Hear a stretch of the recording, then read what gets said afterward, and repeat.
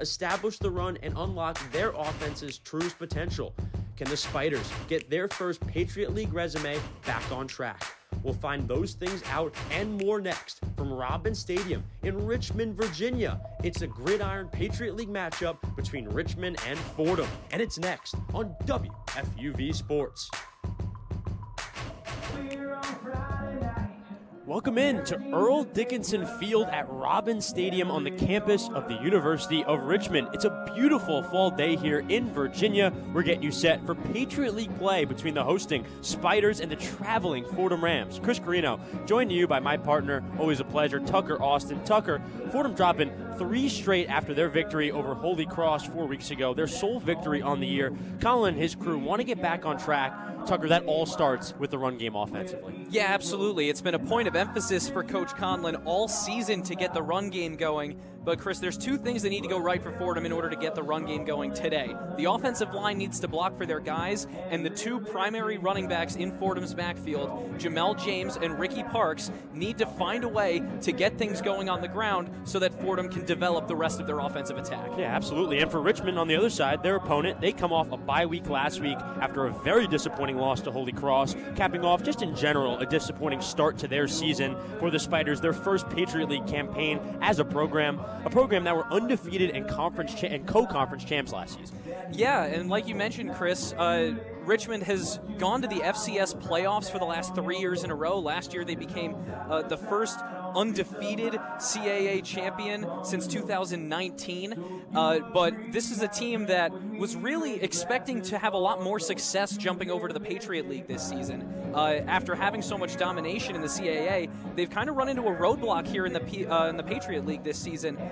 But this team really loves to hone in on their defense. Head coach Russ Huseman has done a great job building this defense as the head coach, but he was also the defensive coordinator here at Richmond from 2004 to 2008. So when he took back over as the head coach, he had that whole defense already developed from his earlier time here. We'll see. The other head coach, the Fordham Football head coach, Joe Conlon, caught up with us yesterday. Take a listen now. Chris Carrino and Tucker Austin here, pregame for Richmond and Fordham. We have the opportunity to be joined by head football coach of Fordham University, Coach Joe Conlon. Coach, coming off the loss last week, one of the Patriot League's best, Lehigh. Can you just talk about your performance, what you took away from that matchup? Yeah, I thought I played well on defense. Held them, I think, 50 below their rushing average, yard and a half below their yards per carry. So I thought the guys fought. I think there's some plays we could have made in the pass game. Gotten off the field in some certain situations. We're not letting them take chunks of the field. But, outside of the first play of the game, they really didn't hit us on the ground. Yeah. And that's their game. Yeah. They run the ball effectively. They're efficient. I thought offensively, it's got to convert short yardage situations. We had 2 drives in the first half. It would have been in the red zone that we stalled out 0 for 3, I think, on 4th down. Solid on 3rd down. I think we're 6 of 13, and then we're 0 for 3 on 4th. You got to be able to execute and get stopped on the 2-yard line at the end. That's not, those aren't things that can happen if you want to have success. So, stuff we addressed this week, and God willing, it improves. And you guys were good on. You guys had really good 4th down stats coming into last week. Was 4th down something you guys were prioritizing in practice and things of that nature? Not in particular. It's more or less just your short yardage game plan. So it just comes down to execution. We didn't execute in critical moments. And you mentioned the pass game and some frustration there. Was that miscommunication? What was the problem there? No, it was just kind of, I think, defensively, it was just kind of aggressively competing for balls. Offensively in the pass game, it was a laundry list of issues. You have protection. I think Gunnar could have been a little smoother with his feet, and I think the receivers played well in a lot of situations, but there are times obviously where route depths or communication isn't what it was between what it needs to be on the outside. Coach, you mentioned the defense was really solid last week. They held a Patriot League best Lehigh team to just 10 points in the first 2 quarters. What's it been like to watch the growth in this team on defense throughout the entire season so far? Yeah, it's been great. just watch them kind of figure out who they are. We changed up the scheme a little bit from last year, and just watching those guys settle in. There's still a lot of work to be done, but it's been fun to watch those guys go out and fight every week. I think D-line's playing really hard. Obviously, Jimmy, is having his success. It's been a lot of fun. Those guys are fun. They get after it. They're fun to coach. And they kind of weathered the storm, first couple games. We played really good defense first half of the first, 4 games, but they kind of got away from us a little bit in the second half. And now they've kind of settled in, and they're doing a great job. Yeah, and specifically the secondary of that defense, there's been some injuries, some moving around. Justin's played some time for Alex, who's been out for a couple games. TJ has been fantastic all season. That secondary specifically, where's your confidence level there, just in terms of the whole defense? Yeah, I tell those guys every week, I think I'm more confident in them than in themselves. I have the utmost confidence in those guys. I don't think a ball should be caught on us, who they are and what they can do. And and I think they need a little help from we need a little more pass rush first and second down, and third down. But those guys, I think they can be tremendous. Is that similar to how you talk about establishing the run game offensively? If you can shut down some sort of pass game, it really establishes the rest of your defensive plan? Well, if you can stop the run, right, that's really so. It's the same, just defensively. Yeah. If you stop the run, you run the ball. You're gonna be fine. Coach, I'm glad you mentioned confidence because I have one generally confidence-related question. Richmond handed Holy Cross their first win of the season last week.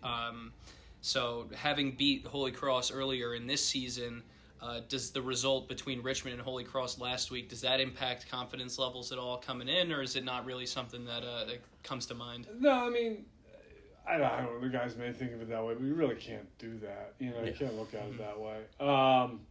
I think comparing games and common opponents, I think one year at UNH, I think we beat Northwestern or something, and figured, we're able to kind of degrees of separation into where we beat Alabama. Northwestern beat this team, and this team beat that team. And that team transitive beat property. Yeah. So you can't really do that. I was like, guarantee we would not have beaten Alabama that year. It's really how you play that. I said this to the team. Everyone's basically the same. It's just how you play that day. And are you playing with great fundamentals and technique? And it's been a little more of a challenge for us with injuries and things like that. But at the end of the day, if we play with great fundamentals and technique, we'll be fine. And then, Gunnar Smith has now. He's had and the technique and fundamentals you're talking about and being better on that given day. What specifically fundamental wise are you looking for getting on the plane to Richmond? Oh, that's a long answer. The guys are working their tails off. They're playing really hard. I think obviously pass rush standpoint, we got to be a little cleaner in how we attack that. Tackling has improved. That could always be better. Offensively, obviously, with protection, we got to do a better job kind of keeping our shoulders square and things like that and communicating. So there's just kind of a lot of stuff pad level on the outside, stuff that where you see it improving, we need to kind of take a bigger jump. Yeah, and it might seem obvious tackling as something that's obviously important in football, but why is that so important to a football team's success, being able to tackle and tackle effectively? Well, you don't give up yak, right? It's a game of inches. So if Hitch is caught at 5 yards and it's tackled at 5 yards. Yeah. Now it's 2nd and 5 as opposed to 2nd and 1. Right. Now it's then if you get a good play on 2nd and 5, you get the ball down. Now it's 3rd and 4 as opposed to 3rd and 1. Right. So it just becomes a percentages. And you're much more likely to convert a 3rd and 1 than you are 3rd and 4. Much more likely to convert a 3rd and 4 than you are 3rd and 7.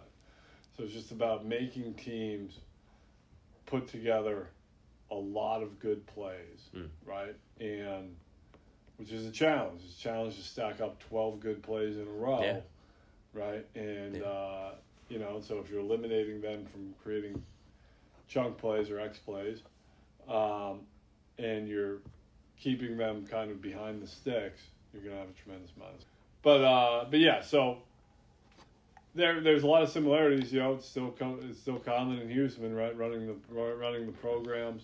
But year to year, you're such a different team from a personnel standpoint and things like that. I mean, they've had a lot of success. They're defending CAA champs. Now they're in our league, which is great.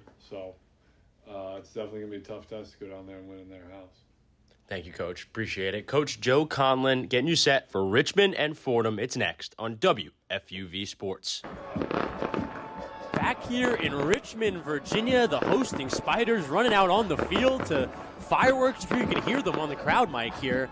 That was a pleasant surprise, Tucker. Some fireworks to start our Saturday afternoon. Unbelievable atmosphere today in Richmond, Chris. I can't wait to get this one going. It's an absolutely beautiful day.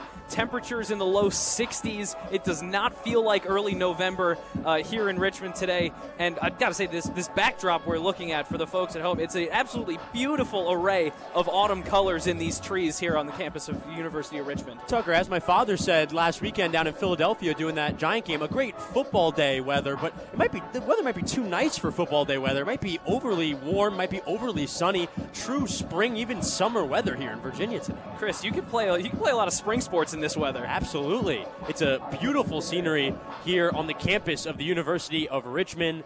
Fordham and Richmond meet at center field for their coin toss. We'll send it there. We'll hear it on the crowd mic now.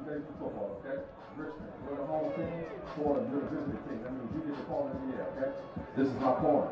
The Patriot League logo on his hands. This side is tails. Okay? 74. Call it loud enough so my umpire can hear. Call it now. Tails is called. Heads it is. Richmond, you won the toss. Richmond has won the toss, has chosen to receive. Which way do you want to kick? So Richmond wins the toss, they pick heads, and they accept the ball. Fordham deferred last week. Richmond wins that toss, and they'll take the ball, Tucker. Very interesting. We're going to see this Fordham defense run out first today. And one guy in particular that I'm excited to see, you mentioned him right before we got back on the air, Chris. Claudie Robinson is back and active today for the Fordham Rams. Claudie Robinson, captain of this D-line, one of the most integral figures for this Fordham team. Hasn't played since week 4. That was against Colgate, got injured in the early stages of that one. He's back today. Fordham has to be excited to have their man back on the D-line. And it looks like the scene is ready to be set. As Tucker said, just a beautiful day here in Richmond. 60 degrees and sunny, not a single cloud above us in the sky. Fall wonderland around us, a vast and high forest of trees around us, and a vast amount of different colors, and absolute fall dream here today in Virginia. It's Fordham in their white jerseys, maroon pants, maroon letters and numbers, and maroon helmets. And on the other side for Richmond, blue jerseys, red pants and red helmets, red chrome helmets matched with white letters and white numbers. It'll be the Fordham Rams kicking this one off. Bennett Henderson to kick this one off. They're going left to right, and the Richmond Spiders will go right to left. Bennett Henderson getting behind his ball just around 10 yards at the 25-yard line, and he'll kick this one away.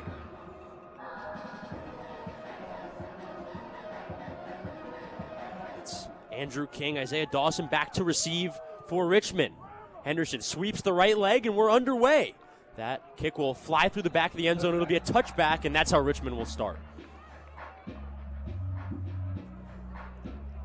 Out comes Kyle Wickersham for the Richmond Spiders. He was injured a little bit earlier in this season, Chris.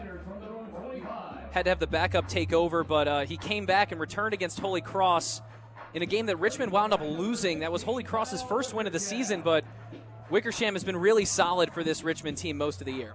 Holy Cross also Fordham's only victory on the season as well. 1st and 10, ball on their own 25. This is how the Richmond drive will start.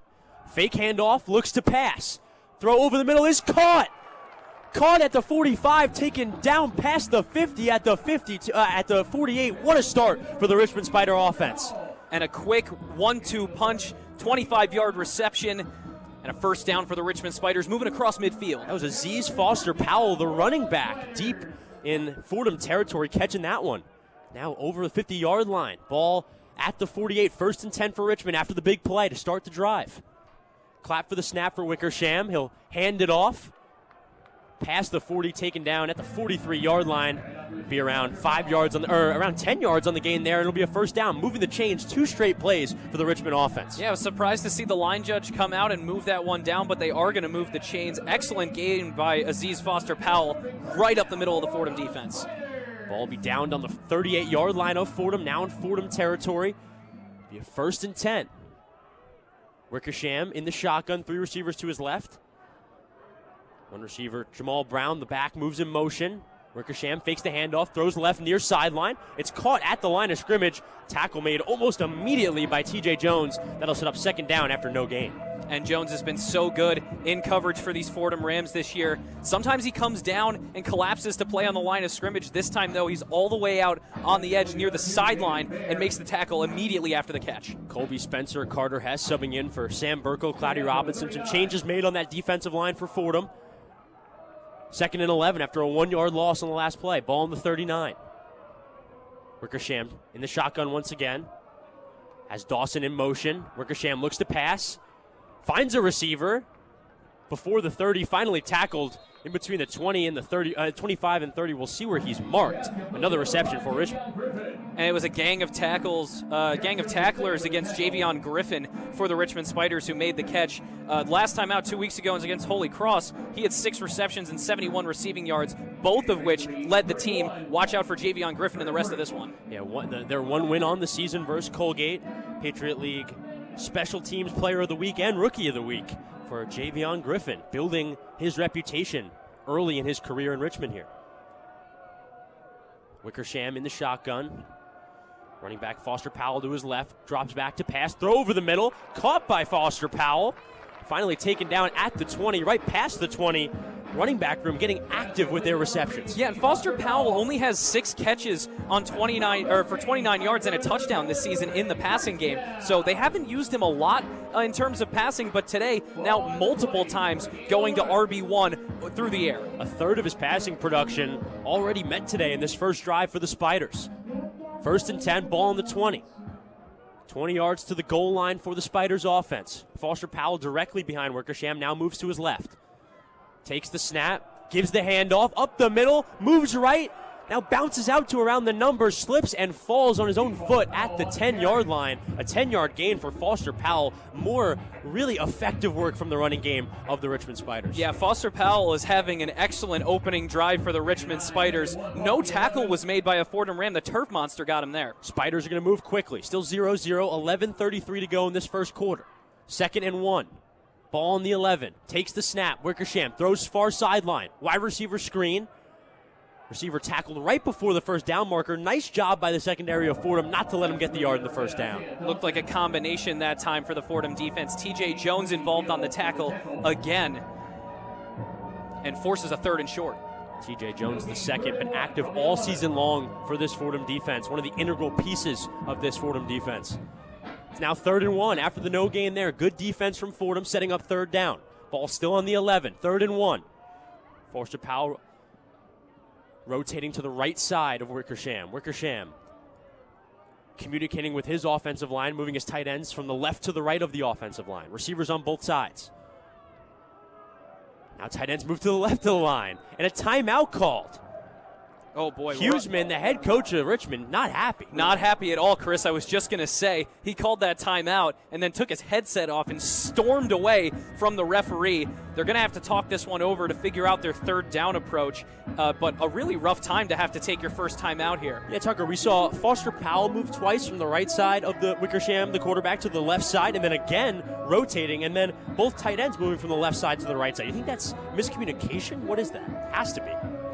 It must have been a miscommunication of some kind. That's the only real reality where I can imagine Coach Huseman getting that worked up over the situation, and especially with multiple guys moving from both sides of the line. It seemed like Wickersham, there was either a miscommunication or he couldn't decide which side of the Fordham defense to attack. Big play early in this game, 10:40 to go in this first quarter. Still no score. Richmond on the first drive of the game offensively. Ball on the Fordham 11. 3rd and 1. Tush-push formation. A flag on the snap. We'll see if that's a false start. Both sides pointing toward each other. Not sure if they got the first down. Haven't gotten quite a spot yet. The referees are conjugating to see what the flag is. I mean, in this spot, I'm a little more inclined to believe the Fordham Rams. And apparently I was wrong, Chris. Offsides on the defense. Not only were you wrong, Coach Conlon and a few players around him on the sideline were also wrong, pointing the other way. That's a really tragic penalty for the Fordham Rams after a pretty good stop in the red zone. Yeah, Chris. And for me, it seemed like Richmond was almost acting as if the flag had never happened. But clearly, they had not committed any penalty. It was the Fordham Rams who get penalized. That's hurt them a lot this year, and especially in the red zone. The defense is going to have to try to hold up here on 1st and goal. After the penalty, it's 5 yards after the penalty. Ball now on the 6. 1st and goal for Richmond. Wickersham drops back to pass, looking end zone, now moves up. Goes to the right of the numbers, taken down right before the 5-yard line. Got around a yard on the play or no gain. Either way, Fordham, nice stop on 1st down, 1st and goal. Yeah, a bunch of defenders flying around that time. It looked like the free safety, Nate Lindsey-Gill, the junior, may have gotten in there and made the play on the quarterback. He just couldn't get the edge, and he gets brought down for no gain. Lindsey-Gill along with TJ Jones, another really positive player for this Fordham defense all season long, junior free safety. And now 2nd and goal on the 6-yard line. No gain on the last play. Wickersham in the shotgun once again. He's got Foster Powell directly to his left, 2 receivers to his right. Throws to his right, back corner of the end zone. It's caught! Touchdown in heavy coverage. TJ Jones II was all over the receiver. It didn't matter. Touchdown, Spiders. Yeah, like you said, Chris, TJ Jones II with the blanket coverage in the back right corner of the end zone, but he just never turned his head around and had his arms up to defend the pass. But that's an excellent job by Richmond's receiver to just keep his head on the football, watch it all the way in over the defender, and haul it in for 6. Tucker, that was Richmond's wide receiver 1, Javion Griffin. Had a touchdown against Colgate this season. He adds his 2nd touchdown of the season there. Had season highs in yards and receptions last week. 6 receptions for 71 yards against Holy Cross last week. He's wasted no time getting busy today. Yeah, it's his 2nd touchdown of the season. Also has 23 receptions coming in, 261 yards. Javion Griffin gets some work on punt return and kick return duties as well, but he was absolutely lethal on this opening drive for the Richmond Spiders. And Tucker, seeing now a full defensive drive of this Fordham Rams team, what were the initial thoughts coming out of that one? Well, Richmond threw just about everything in the kitchen sink at the Fordham Rams defense on that opening drive. They used Aziz Foster-Powell really in both dimensions of the offensive game. He caught a couple of passes. They gave him the ball a couple of times. In the rush game particularly, Foster-Powell only touched the ball twice, but wound up picking up 19 yards. So excellent opening drive by the Richmond Spiders. Fordham's defense going to have to recalibrate. Ruling on the field upheld. An official review after the touchdown to see if he was in bounds. He was. Touchdown, Richmond. They'll get ready for they'll kick their extra point now after the review.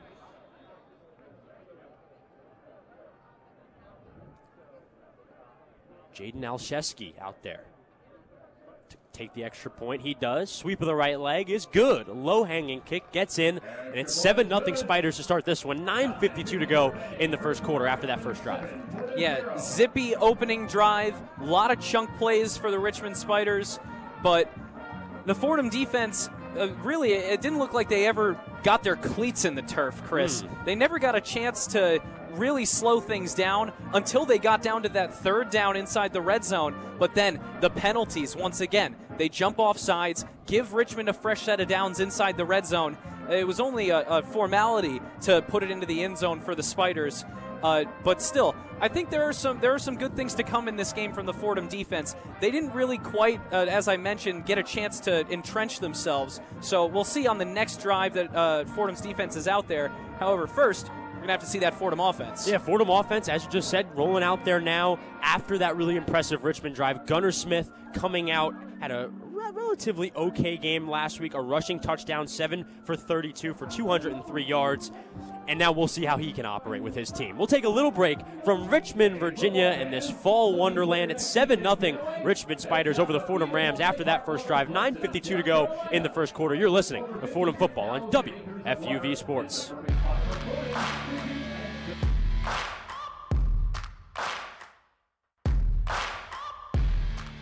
What's up, everyone? I'm Chris Carrino. I'm Brendan Shorey.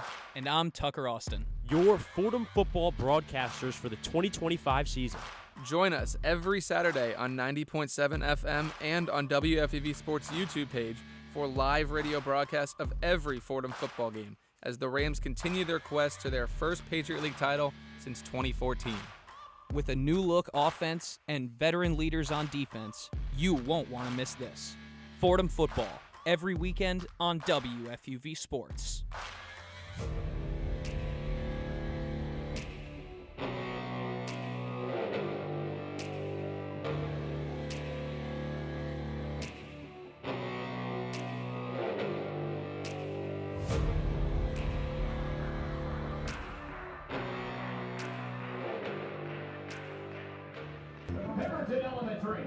Back here in Virginia, Robins Stadium on the campus of the University of Richmond. After that first drive in the first quarter for Richmond, they cash in 7-0 on the scoreboard, 9:52 to go in this first quarter.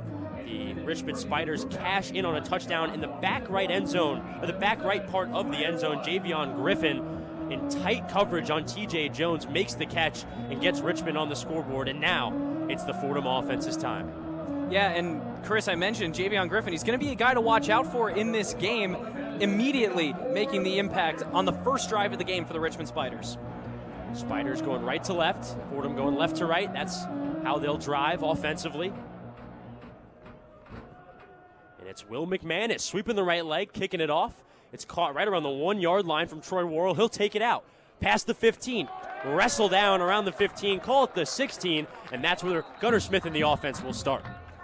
Not exactly the start that you want on the kick return for the Fordham Rams. Troy Worrell didn't really have much room to work with. Kind of got wrapped up there at around the 15, maybe call it the 16-yard line. It's going to be a long field. It's going to be a long field for the Fordham Rams offense on this opening drive, but if they're going to get back, or if they're going to win this game this afternoon, they're going to have to pick up their defense on this first drive. Tucker, we were both wrong. Ball's on the 15. That's where the drive will start. 1st and 10, Gunnar Smith in the shotgun. 2 receivers on both sides. Ricky Parks directly to his left. He's with hand signals and words directing his offensive line. Smith claps for the snap, fakes the handoff, throws near side, caught by Freeberg. Freeberg catches it in the flat. Finally taken down around the 23-yard line. Be around 8 yards on the gain there, setting up 2nd and short. Excellent first play of the drive by the Fordham Rams. Man, Jack Freeberg is really becoming a favorite target of Gunnar Smith. Nice way to start the drive for the Rams. 2nd and 2. Ball on Fordham's 23. Smith near sideline once again. Freeberg.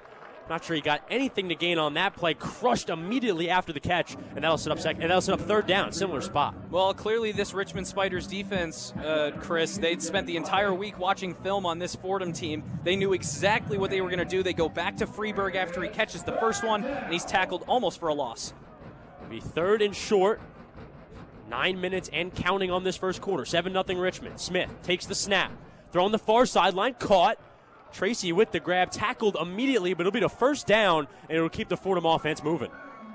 Yeah, and a good job by Fordham to get Noden Tracy involved early. He hauled in 4 catches for just 27 yards last time out against Lehigh. Fordham really wants to get Noden Tracy a little bit more involved. He's had some pretty explosive plays for them this year. Fordham setting up quickly. Shotgun once again. 3 receivers to the right of Smith. Takes the snap from the clap. Throws it on the far sideline. Tracy once again on the grab. Another catch. That's a nice 1st down completion. Around 3 yards, it'll set up 2nd and 7. Tracy, at least 50 yards receiving in 2 of his last 3 games, 15 receptions in his last 3. It's an interesting game plan so far, Chris. They go to Freeberg twice and then Tracy twice. No run play yet in this game, and we're 4 plays in. 2 most reliable receivers for this Fordham team all season long so far. Smith in the shotgun, redirecting Parks to his right. 3 receivers to his right. Takes the snap and gives to Parks. Parks almost tackled immediately. Tackled right before the 35, around the 35. It'll be around a yard on the gain, setting up 3rd and 5. Yeah, just a yard there. The defensive line sniffing out that run play immediately. You just had a feeling they were going to hand it off eventually, Chris, after going to the pass 4 times. After that play, 3rd and 5. 7:35 and counting on this first quarter clock. Still 7-0 Richmond.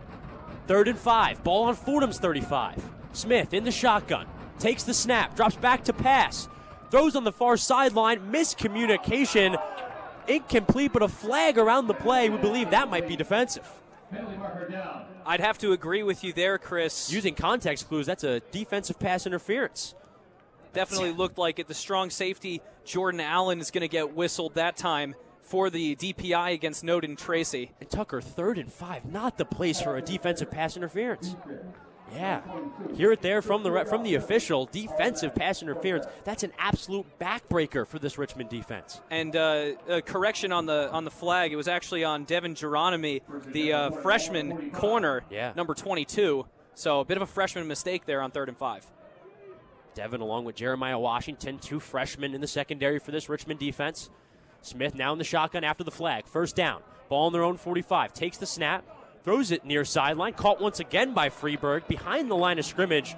It'll be a loss of yards on the completion, setting up 2nd down. Yeah, and Fordham tried again to go with that stacked receiver look on the far right side of the field near the sideline. They try to get the ball to Jack Freeberg. Jabril Carter blocking. He had one man in the block, but there was another free rusher getting to Jack Freeberg that time for a tackle for loss. The blocking from the receiver so important on those wide receiver screens. 2nd and 11 after the 1-yard loss.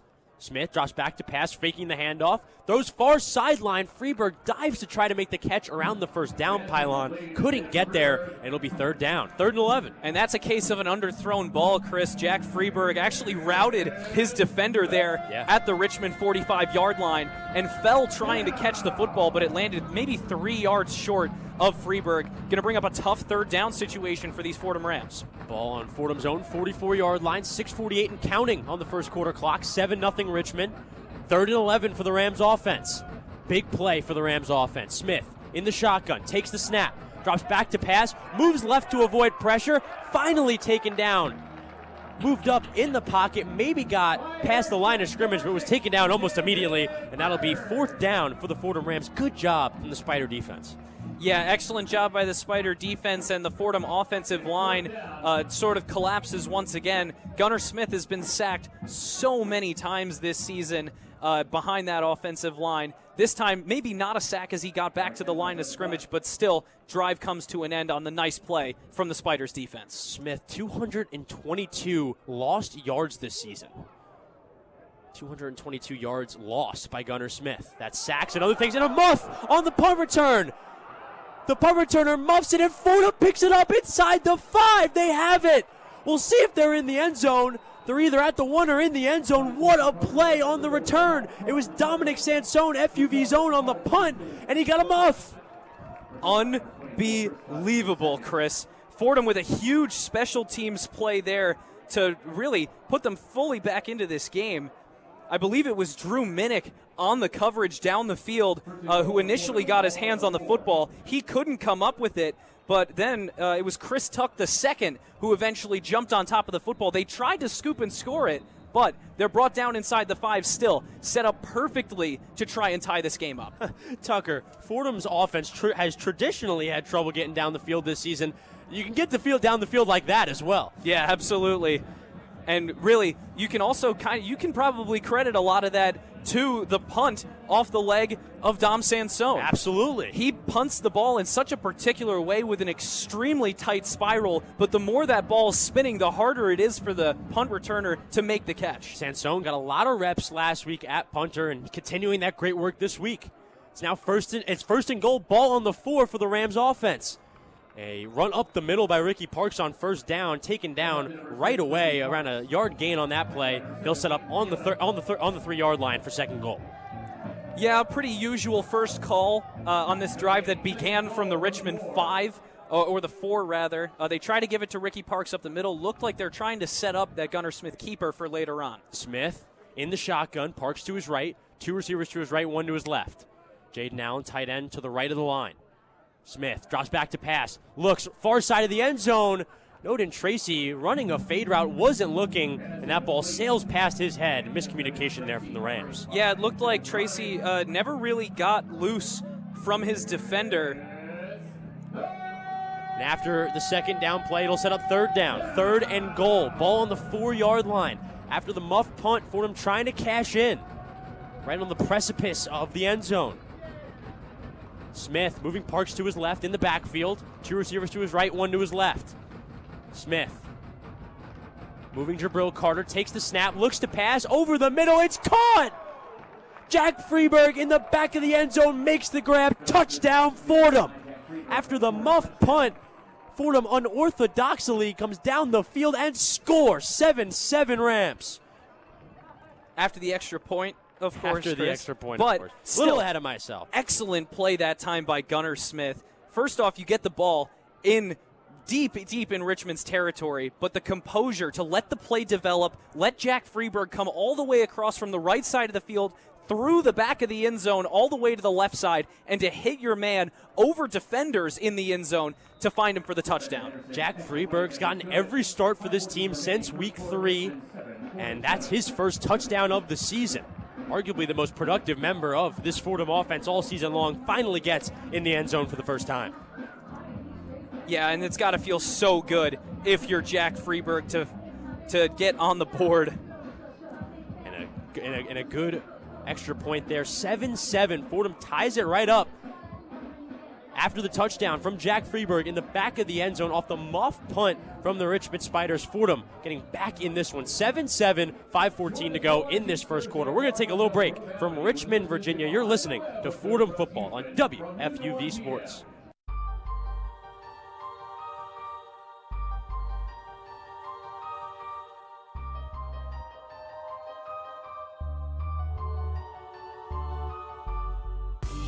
What's up, everyone? I'm Brendan Shorey. And I'm Joe Henry, your 2025 New York Jets beat reporters. Follow along with us every Sunday as we cover and analyze all things JETS. With a new quarterback at the helm, can Aaron Glenn right the ship and cause chaos in the AFC East? Stay updated every week with game updates and recaps from @Brendan_Shorey and @JoeHenry_4 on X. WFUV, your home for Jets football.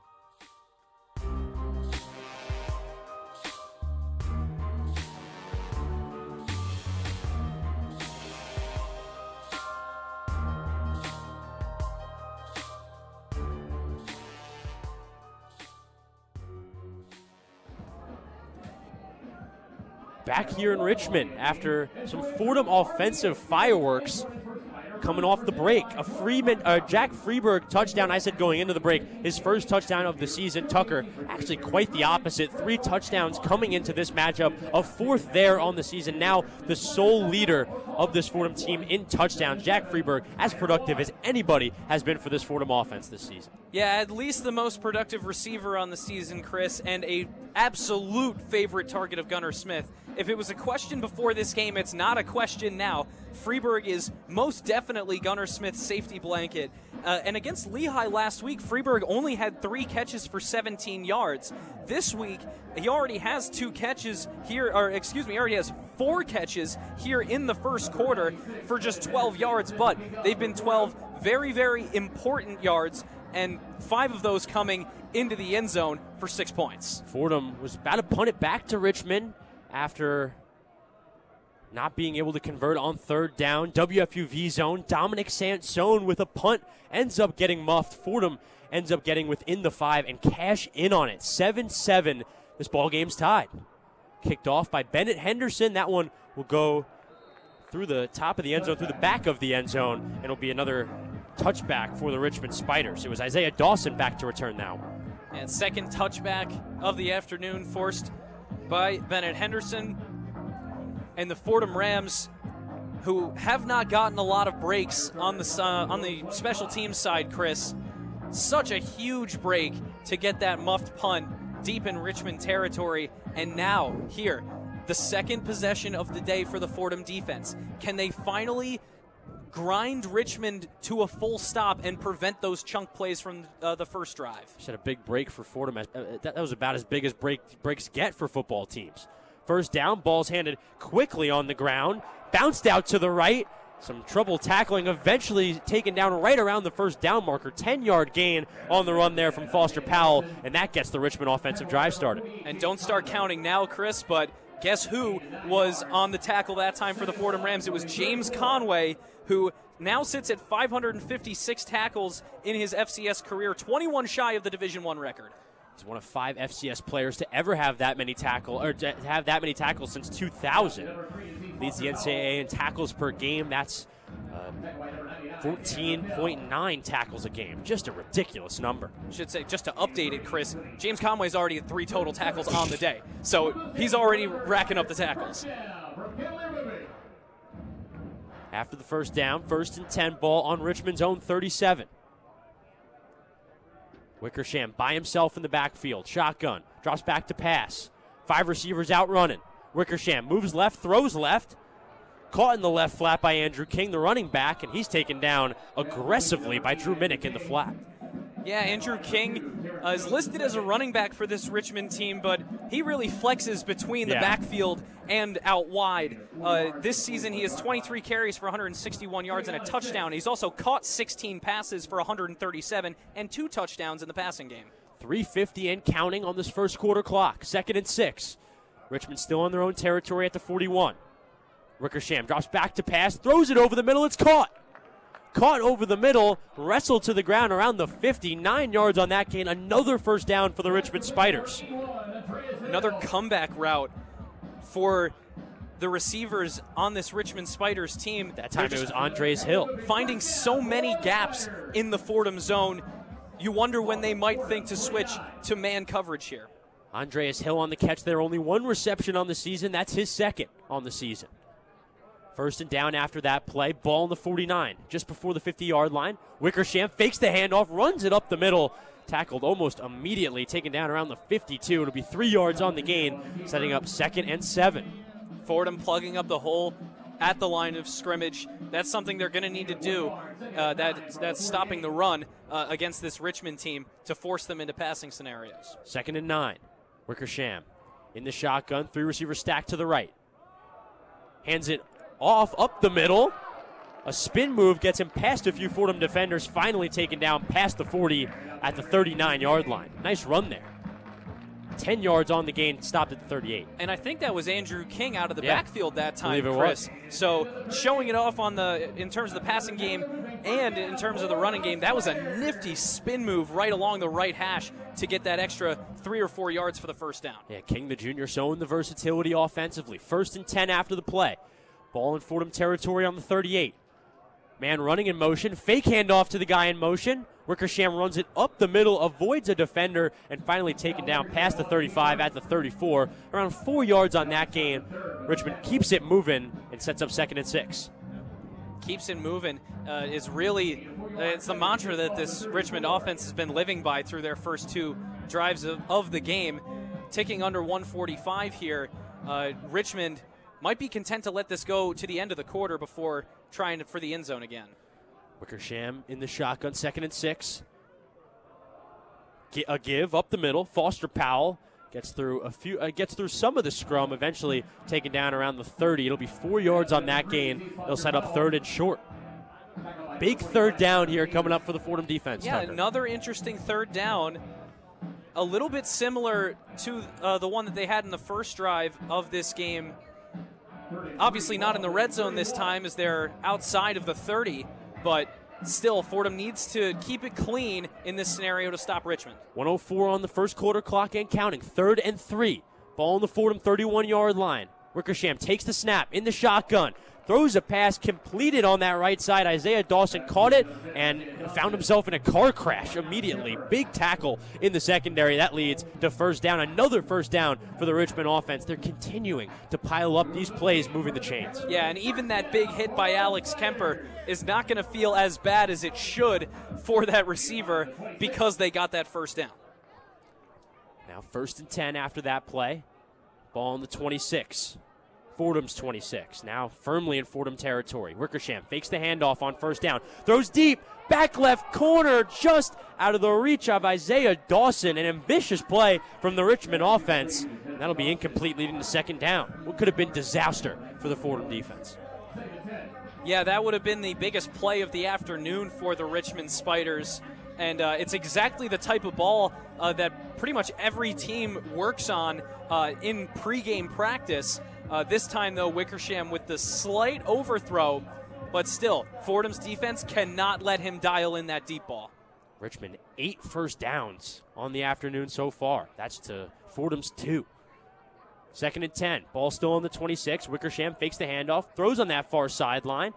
Ball is caught. Andreas Hill wrestled out of bounds past the 20. Call him down at the 18-yard line, pushed out of bounds. His second reception of the day, third reception of the season. And a really important tackle there on the sideline. It was nothing but green grass after the last Fordham defender there before the end zone. Not only is Andreas Hill only had one reception before this one, he also only had receptions for negative yards before this one. Fordham trying to keep Richmond out of the end zone once again. Tucker, just quickly, seems like the Fordham defense kind of getting their footing now a little bit. Yeah, a little bit more on this second drive, although Richmond is still moving the ball fairly efficiently. You'd like to see a lot more stops in the running game. Fordham did manage to get a couple, but then Andrew King breaks off that 10-plus yard rush on the spin move, and the passing game has still been elite for the Richmond Spiders today. We're going to send it back after the first quarter. First quarter is over 7-7. Richmond and Fordham are tied. We're going to send it back to the Rose Hill Studios with Ethan Wax on our scoreboard update. Take it away, Ethan. Thank you very much, Chris. Starting in the Patriot League, the 7th-ranked team in the FCS, the Mountain Hawks of Lehigh, sporting an 8-0 record, are shutting down the Hoyas of Georgetown 34-0 with 7:21 to go in the fourth quarter. The Lafayette Leopards, sitting at 5-3, visit the 1-7 Holy Cross Crusaders, and the Leopards lead the Crusaders 7-3 at half. The Colgate Raiders are deadlocked 10-10 with the Merrimack Warriors at Crown Field at Andy Kerr Stadium at the half.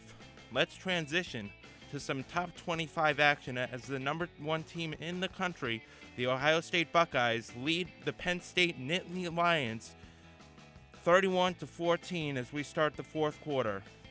In the top 20 SEC clash, the Texas Longhorns are in firm command with a 34-10 lead over the Vanderbilt Commodores as we start the fourth quarter over there.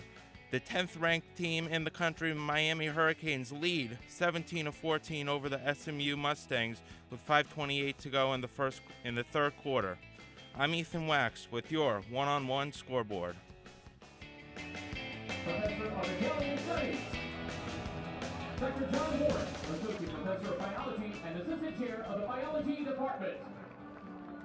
Dr. Kelly Donald, Back here in Richmond after the first quarter, 7-7. Richmond and Fordham tied. Richmond driving now deep in Fordham territory. Thank you to Ethan Wax, his first update during that quarter break. One of our young stars at the station. Nice job there on his first update. Yeah, young up-and-comers, Chris. You love to see it. Just like a football team, you love to see when the freshmen make some good plays. Absolutely, and shifting our attention to the football team, Fordham Rams defending this Richmond drive right now. Tucker, what is the one thing Fordham needs to focus on not to let Richmond get in the end zone here? Obviously important not to let them in the end zone here. Chris, I think that the Fordham Rams, if they can hold them to a field goal here, that would be absolutely huge. Because not only for the fact that it's only an extra 3 points and it would only be a 10-7 game, but also just for the confidence level of this defense, Chris. When you prevent a team from getting into the end zone, especially on a red zone trip, it only helps to build the confidence for future drives. So I think this drive will be very crucial to see how the rest of this game plays out for the Fordham defense. But in terms of nuts and bolts, Fordham's been running a lot of zone defense today, and Richmond has really been exposing that with a lot of comeback routes and a lot of crossing routes, finding gaps in the zone. So if they could switch to man on this red zone trip for the Richmond Spiders, they might be able to force them to go to the run game or force incompletions. Richmond flipping sides of the field after the quarter break now, going left to right. Ball on the 18-yard line, Fordham's 18-yard line. 3rd and 2, big play for the Fordham defense. Wickersham takes the snap, hands it off. It'll be a scrum in the middle. We'll see if he got it. Jamal Brown was given the handoff. From the reaction from the Fordham defense, I think he's got it. No, he doesn't. I don't know, Chris. Punt team's running out for Richmond. It looks like Fordham got the 3rd down stop. Yeah, he looks about 2 yards short. That time, Fordham plugging up the middle of the line of scrimmage with their big bodies on the defensive line. Field goal unit on the field for the Spiders. Field goal unit on the field for the Spiders. Their holder crouched down around the 25-yard line. A big stop for the Fordham Rams. As you said, holding this team to a field goal. Very important, not letting them in the end zone. It's not even a given that this field goal is made, Chris. Yeah, absolutely. Alszewski kicks it off, sweeps the right leg, and it's good. Richmond Spiders jump back out on top at 10-7 after that productive drive. A lot of moving the chains on that drive, a lot of production. Didn't end up leading to the ultimate goal, but still points on the board. Yeah, points on the board, Chris, but like I said before the third down, Fordham's defense, I think, is really going to be able to build the rest of this game off of that stand. You know, first drive of the game, Richmond punches them in the mouth, goes straight down the field and does pretty much whatever they want to get all the way into the end zone. This time, they drive all the way down the field again, but this drive is different because the Fordham defense held Richmond to 10. Now Fordham's offense has the opportunity to take the field and perhaps take the lead. I was just about to ask Tucker, what is this kind of opportunity that Gunnar Smith and his offense is looking at? Only a 3-point deficit and a chance to take the lead and command of this game. I would say maybe not command quite yet. If Fordham does march down the field and put it in the end zone to take a 14-10 lead, the way that the Spiders have been moving the football today, I don't think it's a foregone conclusion that Fordham can get a full stop, no points. But still, I think the opportunity is clear for this Fordham offense. Gunnar Smith, a quarterback who knows that he leads the Patriot League in yards per game and in total passing yards this season, he's going to be able to attack this Richmond Spiders defense in the passing game much the way that they've been doing so far in this game. Fordham, though, continues to try and establish that run game, but it really seems like nothing is ever doing up the middle or off tackle. It's been ebbs and flows for this Fordham team, establishing their run game all season long. As Tucker said, talking about Gunnar Smith, at least 200 yards passing in his last 5 games, 350 yards or plus twice. That was against Monmouth or Lafayette, 2 multi-touchdown games, 3 touchdowns against Colgate and Monmouth. Some very strong stats for Gunnar Smith, but also a lot of negatively strong stats as well. 222 negative yards on the season. As you said, he is leading certain passing stats in the Patriot League, but also is getting outthrown in a lot of these games this season as well. Yeah, but those are two things that tend not to be in Gunnar Smith's control. You know, like yards that he loses in the rushing game because of sacks can really be placed on the offensive line more so than on Gunnar Smith. Smith has been really good when it comes to scrambling at not getting tackled behind the line of scrimmage. We've seen it earlier in this game when things got a little hairy behind the line of scrimmage for Gunnar Smith. He had to escape, and he managed to get back to the line of scrimmage. So really, Smith does all that he can to try and limit those negative yards, but at the end of the day, if you drop back to pass and the defense comes crashing in around you, there's nothing that's going to stop you from going down 6, maybe 8 yards behind the line of scrimmage. Senior Will McManus will kick this off for Richmond. Sends that one away. Troy Royale is there in the end zone to receive it. Receives this one at the 1-yard line and will take it out like he did before. Past the 30. Still running. Facing some contact. It doesn't matter. He's still going past the 50, past the 45. Finally taken down at the 40. From the 1-yard line all the way to the other side of the field's 40. What a play. Not only from Troy Royale, but his blockers in front of him. What a team play from the Fordham Rams on special teams. And Chris, this sideline for the Fordham Rams is jumping right now. They have so much energy. I just watched Cole Siegel and Peter Shalhoub jump up in the air, bump shoulders, and then Shalhoub landed flat on his back on the sideline. Popped right back up, though. All the energy on this sideline for a big play from Troy Worrell. Huge kick return, and Fordham set up in plus territory once again. Troy Worrell gives his offense a lot of help going into this drive. Ball on the Richmond 38-yard line, only 38 yards to the goal. Gunnar Smith drops back to pass, tries to find Jack Freeberg over the middle, just out of the reach of his hands, and that'll be an incomplete pass setting up 2nd and 10, still on the 38. And that time, Chris, it seemed like a D lineman got his paw up and swatted that ball out of the air. Not quite enough to get the ball onto the ground, but enough to change the trajectory and prevent it from getting to Jack Freeberg's hands. Nearly an interception there with one of the D-backs lurking in the secondary, but it falls incomplete. Yeah, slight danger there on the pass play. 2nd and 10 now, ball still on the 38. Smith in the shotgun, fakes the handoff, and receives pressure immediately, fumbles, picks it right back up, avoids danger, but the sack still occurs. What a play from this Richmond defense, reestablishing some momentum. This time it was Donovan Hoylett on the sack. And the Fordham offensive line just can't quite hold out for as long as Gunnar Smith or as head coach Joe Conlon would like. Gunnar had really no time to get that ball loose. After the big Troy Royale return, Fordham put themselves in a bit of a tough spot. 3rd and 17, ball in Richmond's 45. Going to need a lot of yards for a conversion here. Smith in the shotgun, faking the handoff. 2-step drop to pass. Moving up in the pocket and taken down. Donovan Hoyland again gets to him, and another sack for this Richmond defense. They'll turn the ball over back to their offense. Yeah, that time Jordan Allen also involved, the senior, a very experienced defensive player for this Richmond squad. Gunnar Smith tried to step up and make something out of nothing on 3rd and 1,000,000, but he's brought down for another sack, and Dom Sansone is going to have to boot this one away. WFUV zone, Dominic Sansone out there, 4th and 18, ball on the 46. Sansone will kick this one from Fordham's 40. Send that one.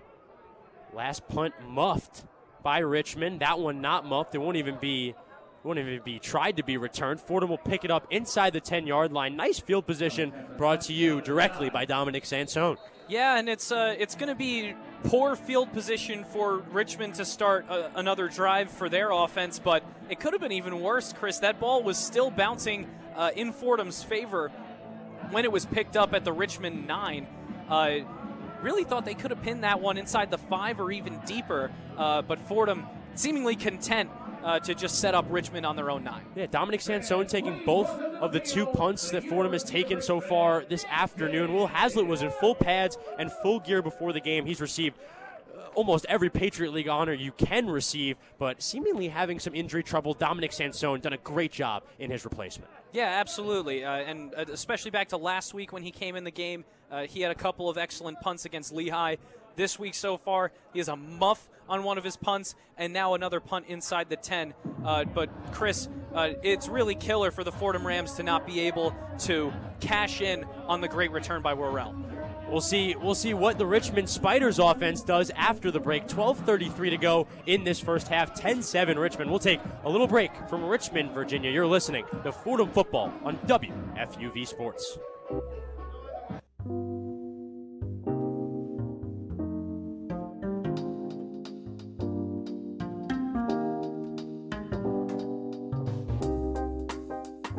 I'm Kurt Sipple, telling you to tune into One on One, New York's longest-running sports call-in show. Catch us live every Saturday on our WFUV Sports YouTube Live from 11 a.m. to 2 p.m. and later on 90.7 WFUV from 11 p.m. to 2 a.m. We break down the week's latest headlines with our collection of tri-state area beat reporters, along with interviews with your favorite athletes and media personalities. WFUV is your home to talk all things New York sports.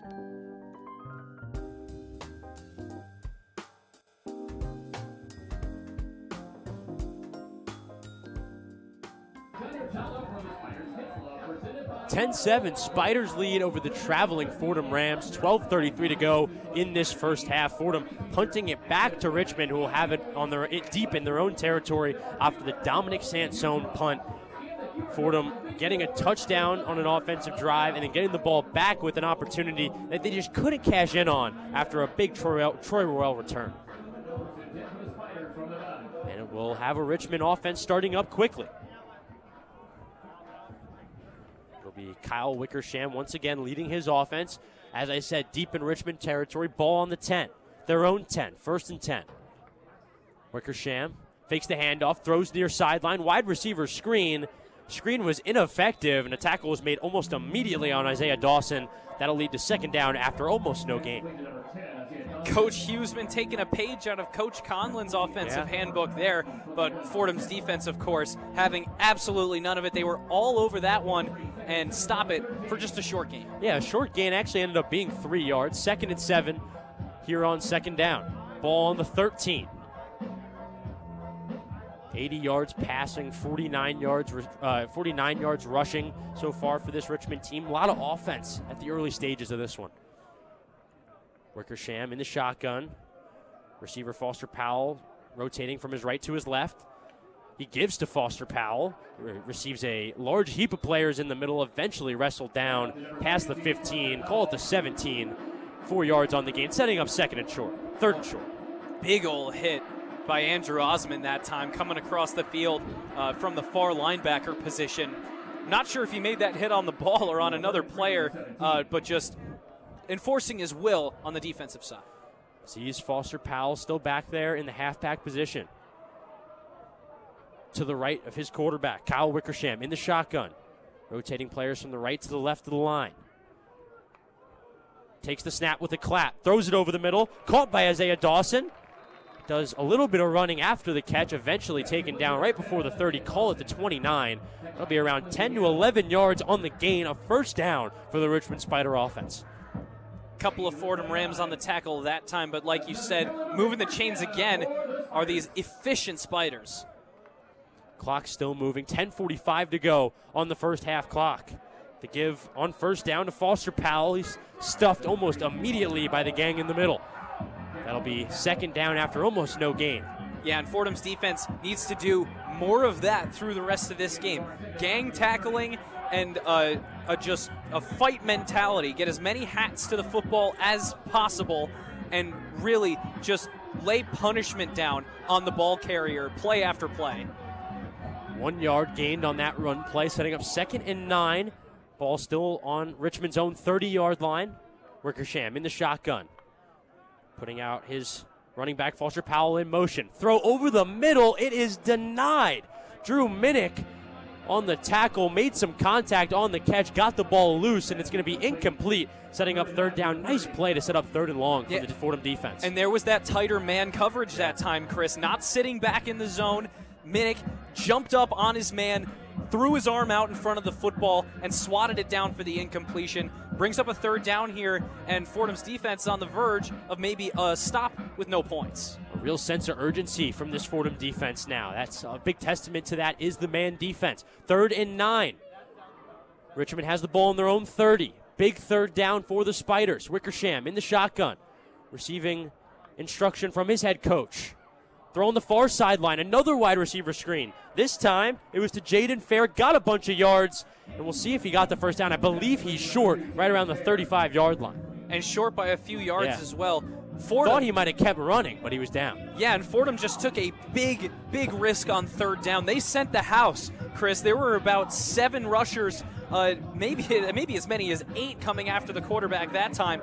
He had to get the ball out quickly, did Wickersham, to the left sideline, and then there were a couple of Fordham tacklers there to make sure that he didn't get the 10 yards that they needed. Tackle stayed inbounds, so the clock will continue moving as well. 9:24 to go on this second quarter clock.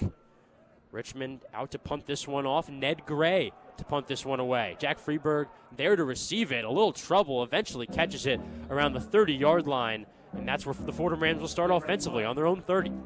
It's certainly been an interesting afternoon for punt returners today, Chris. I'm not sure if there's some kind of a wind higher up in the air that might be affecting the football, but there hasn't really been a clean punt return in this game. Obviously the muff for Richmond, that time Freeberg having to dive to make the catch that time, but the flags on top of either goalposts not really moving here. 63 and sunny, just a beautiful day here in Virginia, not a cloud in the sky above us. Fordham offense will start. Ball on their own 29. A throw on first down, that one's caught, and it'll be tackled right past the 35, call it the 36 for Jack Freeberg. Nice way to start the drive, 8-yard completion on the catch to start the drive for the Rams. Yeah, and back to the safety blanket once again in Jack Freeberg. Huge volume of targets for Freeberg in this game. I can't imagine that changes anytime soon. Smith directing his offensive line, 1 receiver to his right, 2 to his left.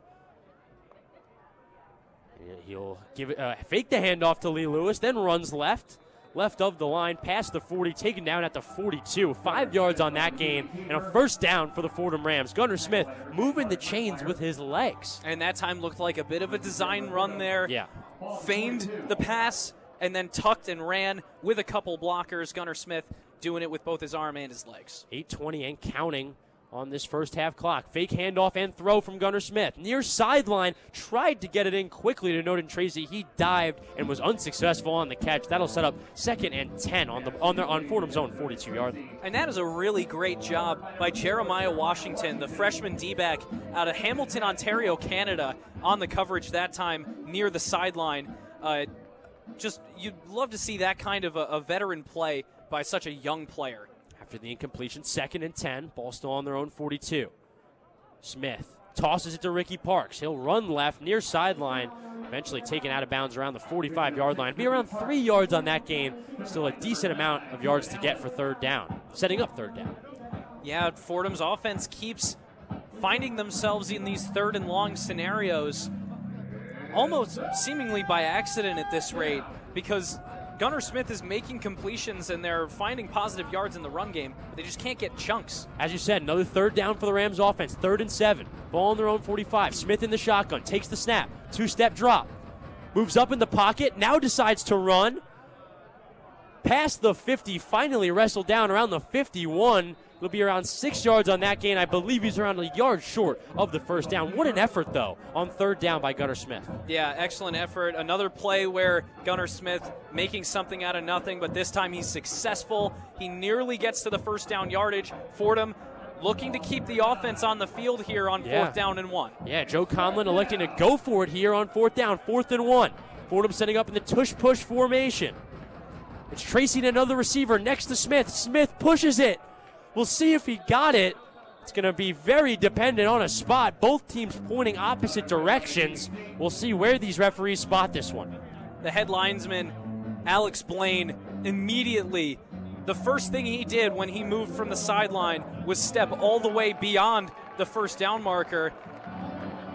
But the referees on the opposite side are going to say that he's short. Yeah, it's going to be a stop. The Richmond defense pumped up coming off the field, jumping up and down, big handshakes to their defensive coordinator. And that's a big stop for the Richmond defense on 4th down at midfield. Fordham just building some momentum offensively, and the Richmond Spiders sniffing it out and putting it away.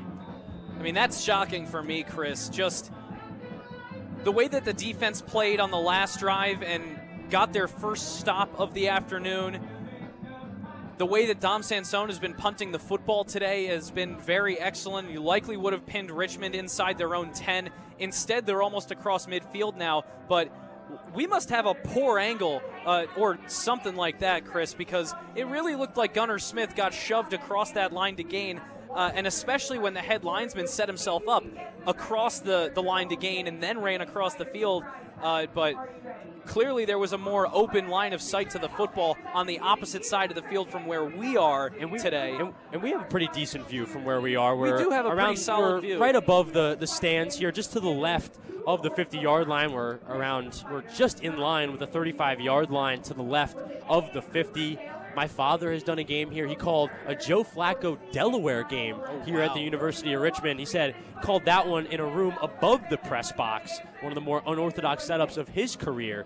And now here, a beautiful setup here in the Richmond press box. Keep that one for trivia night at Clinton Hall, Chris. Absolutely. Joe Flacco at Delaware. Who is the Delaware quarterback Chris Carrino called multiple times in 2007? The answer is Joe Flacco. Some Spider trivia, as you said that, on the Jumbotron here in Richmond. Now back on the field with the Fordham Rams and the Richmond Spiders.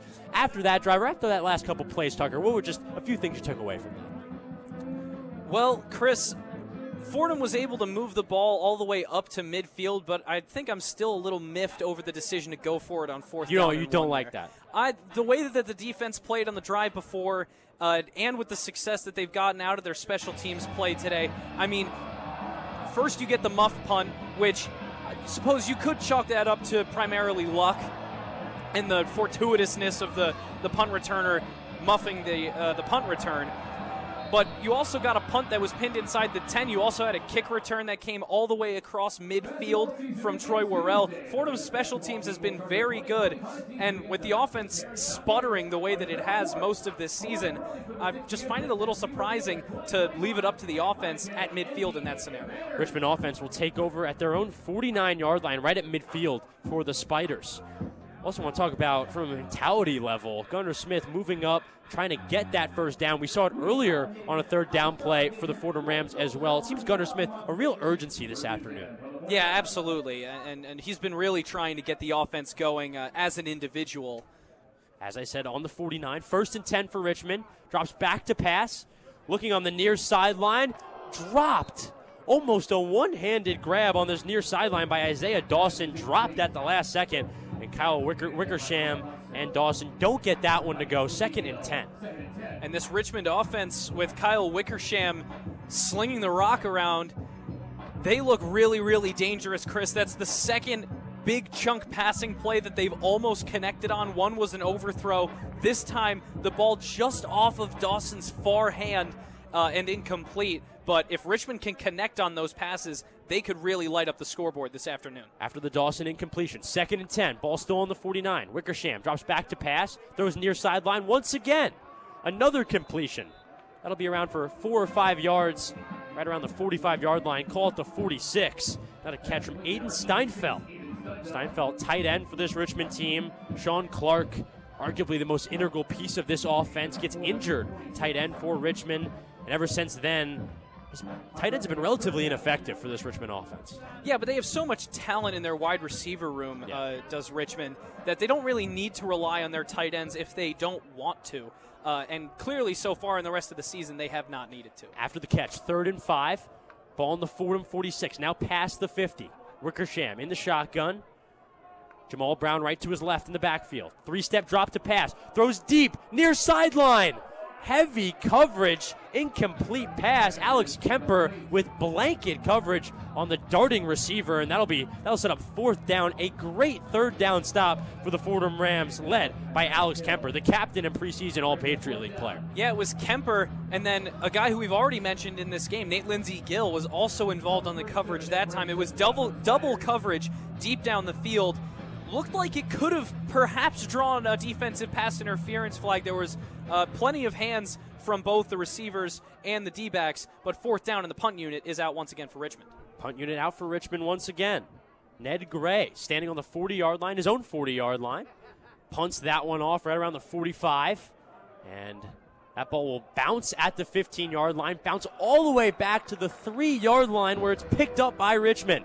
Great field position on the special teams of Richmond, putting Fordham in a really tough spot to start this drive. That was a really excellent special teams play all around from the Richmond Spiders. Ned Gray, the freshman punter from down under, Chris. From down under? He's an Australian. He played Australian rules football his whole life before playing American football when he came here to Richmond.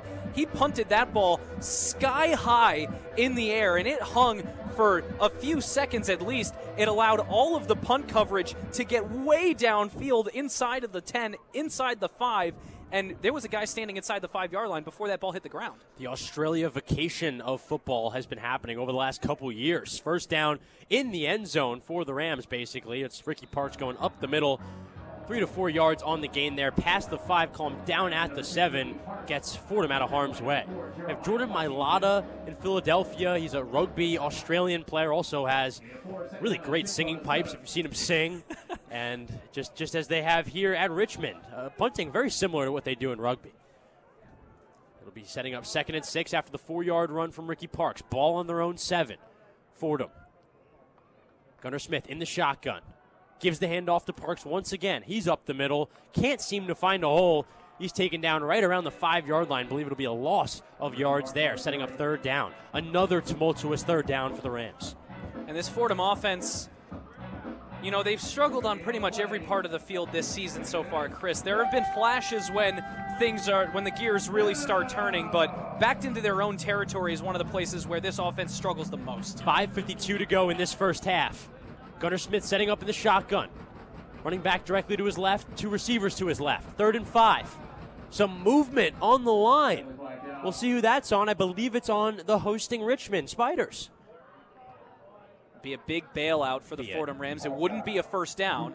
Offsides defense. As Tucker said, not a 1st down on the penalty, but another really ill-timed penalty from the Richmond offense. Much more manageable 3rd down here, too, for the Fordham Rams. We're going to have some whistles here. Need a second to reset. And they do. Now 2 yards to the 1st down marker. Ball on the 9. Or ball on the 11. Handoff up the middle. Ricky Parks squeezing his way through the middle. I believe he got the 1st down. It's going to be close. He did. Chains are moving. They are moving the chains. Great job by Ricky Parks to fight through the initial contact because he did get plugged up at the line of scrimmage, but kept his legs churning, kept spinning out of that contact to get the last yard and a half that they needed. We've heard it abundantly from Brendan Shorey this year. When you receive contact as a back like that, just keep those feet moving. And that offside's all the difference now. After the play, 1st and 10, ball on their own 13. Smith claps for the snap in the shotgun. Fakes the handoff to Parks, throws it in the flat, caught by tight end Jaden Allen, and that'll be a nice way to start off the down and distance for the Fordham Rams. Fordham's drive was revived here at the end, nearing the end of the second quarter. Fordham has just about 3.5 minutes to try and drive down the field and put some more points on the board to try and at least tie before we go to the break. That's going to be second down toss to Johan Lee Lewis. Near sideline, pushed out of bounds past the 20. That'll be around a 2 to 3 yard gain by Lee Lewis, setting up third down, a more manageable third down, as you would say. Much more manageable indeed. Very similar, maybe a little bit longer than the third down that they had inside of their own 15. 3rd and 3. Ball on Fordham's 20. Gunnar Smith in the shotgun, 2 receivers on both sides. Lee Lewis directly to his right in the backfield. Smith takes the snap. Tries to throw over the middle, in and out of the hands of Noden Tracy. Another third down stop for the Richmond Spiders. Dominic Sansone getting back on the field. And another great play by Jeremiah Washington that time. He's been having a great day defensively for these Richmond Spiders. And as just a freshman, it's really impressive to see that much maturity on the defensive side of the ball to both make the play and not draw the flag. Yeah, no flag there. Really important for this Richmond team. They've had a few timely or mistimed penalties that have hurt them defensively. Now Dominic Sansone for the 3rd time out there to punt for the Rams today. He punts that one off at the 15-yard line. It's caught right before the 45. He returned past the 50 at the 52. A short gain for Richmond. Bit of extracurriculars on the sideline. Everybody ends up going back to their own sideline, and that's where they'll start the drive at midfield. Yeah, it was Chris Tuck II delivered the hit on the returner at around the 50-yard line, and then kind of shoved the tackle, effectively moved the returner deep into the Fordham sideline here, right in front of us on the near side of the field. Chris Tuck then kind of moved through a mass of Fordham bodies on the sideline to get an extra word or two in on the guy that he just drilled. You don't even go here. And the drive will start on the 49-yard line, the north side of the 49, just a yard past the 50 for the Richmond offense. That's where they'll start. 1st and 10. Wickersham with running backs on both sides of him, Brown and Foster Powell. 2 receivers to his left, 1 to his right. Andreas Hill, the lone receiver, to his right. There'll be a handoff up the middle. Foster Powell getting a few yards, still keeping the feet moving, eventually taken down by Osman. That'll be no gain on that play, setting up 2nd down. It looked like there was a bit of a scramble there at the line of scrimmage. He almost lost that football, but managed to fall back on top of it immediately. It looked like Andrew Osman was looking frantically at the turf, looking for that football, but it does stay with Richmond. However, no gain. 2:30 to go in this first half. 10-7 Richmond lead over the Rams. 2:23 and counting. This clock has been moving all half. For 2nd and 10 after the first down play. Ball still on 48. Wickersham claps for the snap. 2-step drop. Moving up. Moving right. Keeping it inside the numbers past the 40. Call him down at the 35. It's a 13-yard run for Wickersham, getting his team moving and now firmly in Fordham territory. Goodness gracious, Chris. Kyle Wickersham looking like Auburn Cam Newton out there. Just a big body at quarterback, tucking the football, lowering the shoulder, and going forward for extra yards. However, Wickersham looked to be walking a little gingerly towards his own sideline there after the play.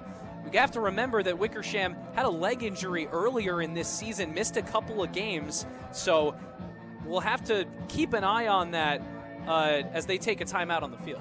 Timeout on the field. We'll take a break in the press box as well. 10-7 Richmond lead over the Fordham Rams. 2-minute warning here in the first half. We'll be right back with Fordham Football on WFUV Sports.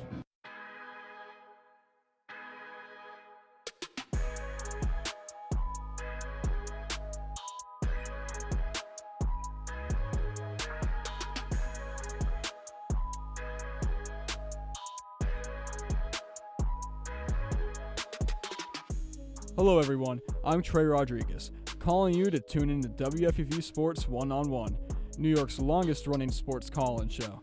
We're live every Saturday on YouTube from 11 a.m. to 2 p.m. and later at night on 90.7 FM from 11 p.m. to 2 a.m.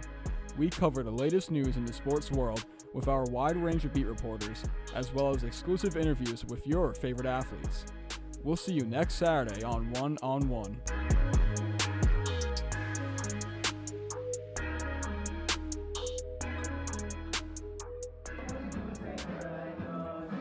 2-minute warning time here in Richmond, Virginia. Robins Stadium on the beautiful campus of University of Richmond. As I mentioned, the early stage of this game, a fall wonderland around us. Forest trees of all different colors and shapes all around this field, creating just a beautiful environment here on this Saturday afternoon in Richmond, Virginia. Chris Carrino joined by Tucker Austin. Tucker, the scenery. The scenery is absolutely spectacular. I mean, when we left Fordham yesterday, temperature was in the 40s, maybe the low 50s, but it was incredibly windy, a biting cold. A lot of the trees have already lost their leaves up north. But down here in Virginia, things are going on their own time. You know, the fall is progressing, the trees are changing very slowly, much more slowly than up north. And then obviously we've mentioned the temperature multiple times today. It's really a shock to the system to come from so much cold weather to now get back to a comfortable temperature. It says 64 on my phone right now. Yeah, but now Fordham's defense will look to try to get comfortable against this Richmond offense and stop them in the last 2 minutes of the half. Yeah, Richmond passed the 50 in Fordham territory at the Fordham 36. 1st and 10 for Wickersham and his offense. Wickersham stays out there, hands the ball to Foster. Powell gets less than a yard or around a yard on that play, setting up 2nd and 10. Good first play to start for the Rams. Jack Lowe, one of the first Rams through the line. Also, captain and nose tackle Cloudy Robinson involved on the tackle as well, getting into the backfield for a 1-yard loss. Cloudy, captain, nose tackle for this Fordham defense, back this week after missing games since week 4. Wickersham throwing near sideline. It's caught. Past the 30, wrestled down around the 30. Another catch for Andreas Hill, his 3rd catch of the afternoon. Coming into this game, this season, only 1 completion for negative yards. He now has 3 completions, all for positive yards. And James Conway adds another tackle for the Fordham Rams. This time it seems like junior defensive back Justin Johnson got caught sleeping a little bit in zone coverage. Takes the snap, 2-step drop, throwing near sideline. Once again finds Foster Powell. That'll be past the 30 on the sideline. And it'll be around 6 yards on that gain, setting up 3rd down. And making up for the last play immediately, Justin Johnson all over his man that time, making the tackle for absolutely no gain. Now it'll be 3rd down, 3rd and 11. Wickersham, 2-step drop, looking near sideline, finds Hill again. Right around the 15-yard line, it'll be a 1st down for the Richmond Spiders. They're now in the red zone. It's a flurry of inside curls and outside curls. Just about 10 yards down the field, Wickersham, so patient with so much time in the pocket, just waits for his receiver to make that cut back, and they're open next to the sidelines almost every single time. Move the chains once again. After the big play, Spiders offense, 1st and 10, ball in the Fordham 14. 14 yards to the goal. Wickersham in a lone backfield by himself. 5 receivers out running. Wickersham moving right, avoiding pressure, throwing near sideline, caught on the ground by Foster Powell. Believe it'll be called incomplete. That ball hit the turf before it hit his hands, and a flag in the backfield. Early indication is that this one's going to be on the offense. Looks like a holding. So that's going to back Richmond up 10 yards. 10 very, very costly yards here. Under a minute to play in the half.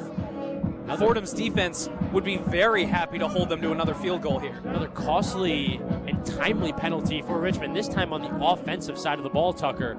And that, as you said, moves them back. They're now back by the 25. Call them down at the 24. That's where they'll be after the 10-yard loss. And that sets up 2nd and 20. Once again, empty backfield. Wickersham, 5 receivers out to run. Wickersham now moving left to avoid pressure. Throw on the far sideline, caught by Dawson in heavy coverage, and it'll be called incomplete. No catch going out of bounds for Dawson. Well, Richmond is incredibly lucky on that play because, from my point of view, Chris, John Scott got held in the most obvious case of holding that I've seen all day. It had a hand all the way up into his jersey as he was trying to get through and get to the quarterback, but there was no call on the field. However, still an incompletion. Clock is still stopped. Second down after that play, after the 1st and 20. Now 2nd and 20. Ball still on the 24. Wickersham dropping back to pass, looking far sideline. Can't find his receiver. Just out of the reach of Jaden Fair on that far sideline, setting up 3rd and 20. 30 seconds left to go on this first half clock. 10-7 Richmond still. It's interesting to see how flustered the Richmond offense has gotten here. Deep in Fordham territory, but with minimal time on the clock. And there's a lot of mistakes coming out between the holding penalty and now a handful of incompletions have set them up in 3rd and very, very long, maybe 3rd and 20 here. And almost on the fringe of field goal range. It would be a long one from here. Yeah, big decision to make from this part of the field.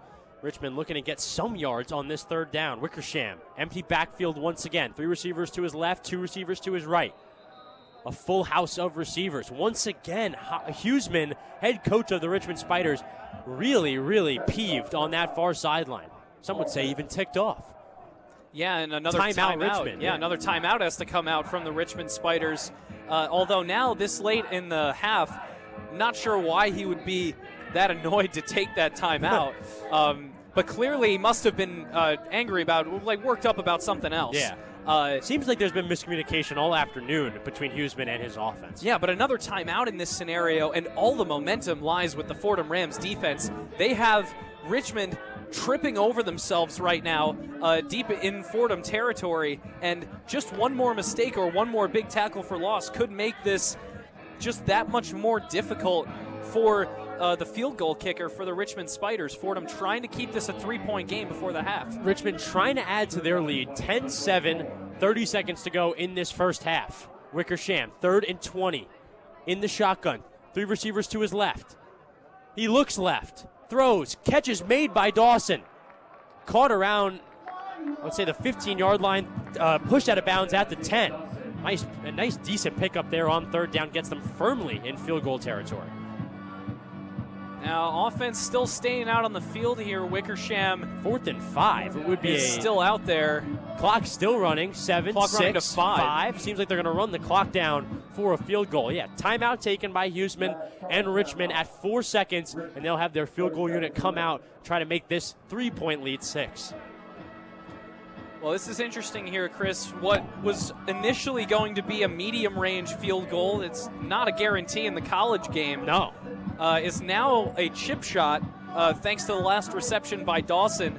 Excellent work, taking the clock all the way down to 4 seconds. Coach Huseman had that last timeout in his pocket and elected to use it to give his team the chance to put the chip shot up. It's going to be from the left hash. The ball is placed on the 9. Dawson, 5 receptions, 35 yards. Really impressive afternoon so far. Yeah, from this range, Chris, Fordham's saving grace is going to have to be a blocked field goal kick here. Jaden Alszewski setting up past the 15 at the 16. Spotter is crouched at the 16-yard line. Hold is good. Blocked! Blocked at the line! Fordham has it, and they're running past the 25, taken down in between the 30 and the 25. And I believe, if I'm not mistaken, it was Sam Burkle. Sam Burkle and Cloudy Robinson amped up at midfield. And what a play, not only from the Fordham defensive line, but this Fordham defense getting a stop right at the end of the half. Chris, I think this has officially become the best special teams game that the Fordham Rams have played in the 2025 season. So many things going well on the special teams side of the football. There, a blocked field goal on a chip shot. That is effectively taking 3 points away from the Richmond Spiders. They only lead 10-7, and Richmond, having won the toss and taken the football, now give the Fordham Rams the football to start the second half with another chance to take the lead.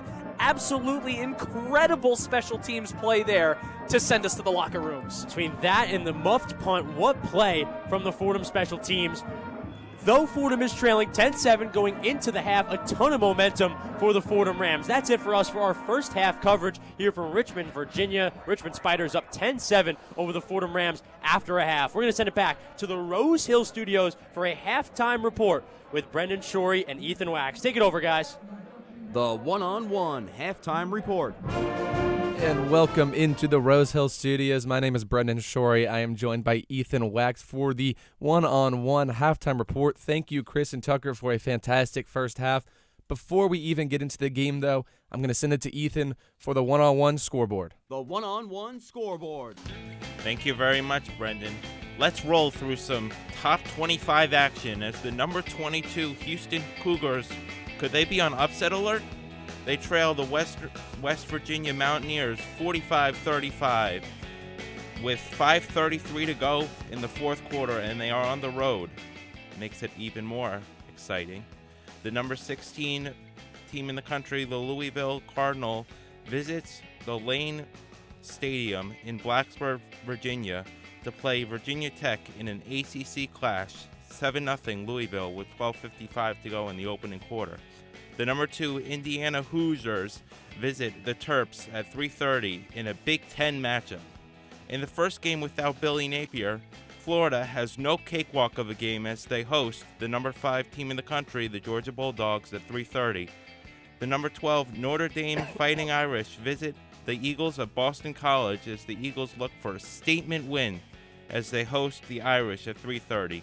I'm Ethan Wax with your one-on-one scoreboard. Thank you, Ethan, for that. And we have a great game to break down. Before we get into any of the analytics, let's just walk through how we got to the point we're at right now. 10-7 at the half. Richmond leads Fordham at Richmond. The scoring got started when Wickersham found Javion Griffin in the end zone on a 5-yard pass. That one put Richmond up 7-0. But Fordham answered right back, a 4-yard touchdown from Gunnar Smith to Jack Freeberg, his 4th touchdown of the year. With the game knotted at 7, Richmond kicker Alszewski split the uprights to make it a 10-7 game, 3-point game. And then, as the clock ticked to 0, which you guys just heard on the call, Fordham blocked a Richmond field goal attempt to keep this game at a 3-point game. That brings us to where we are right now. And Ethan, a lot to break down here. 10-7, Fordham trailing Richmond at the half. And before we even dive into any of the numbers from this game, just the blocked field goal there at the end, just how momentum shifting is a moment like that. Yeah, it's huge, especially on the road. You want to set the tone with the ground game, and that block kick can really give the guys some confidence heading into a second half where they'll be receiving the second half kickoff.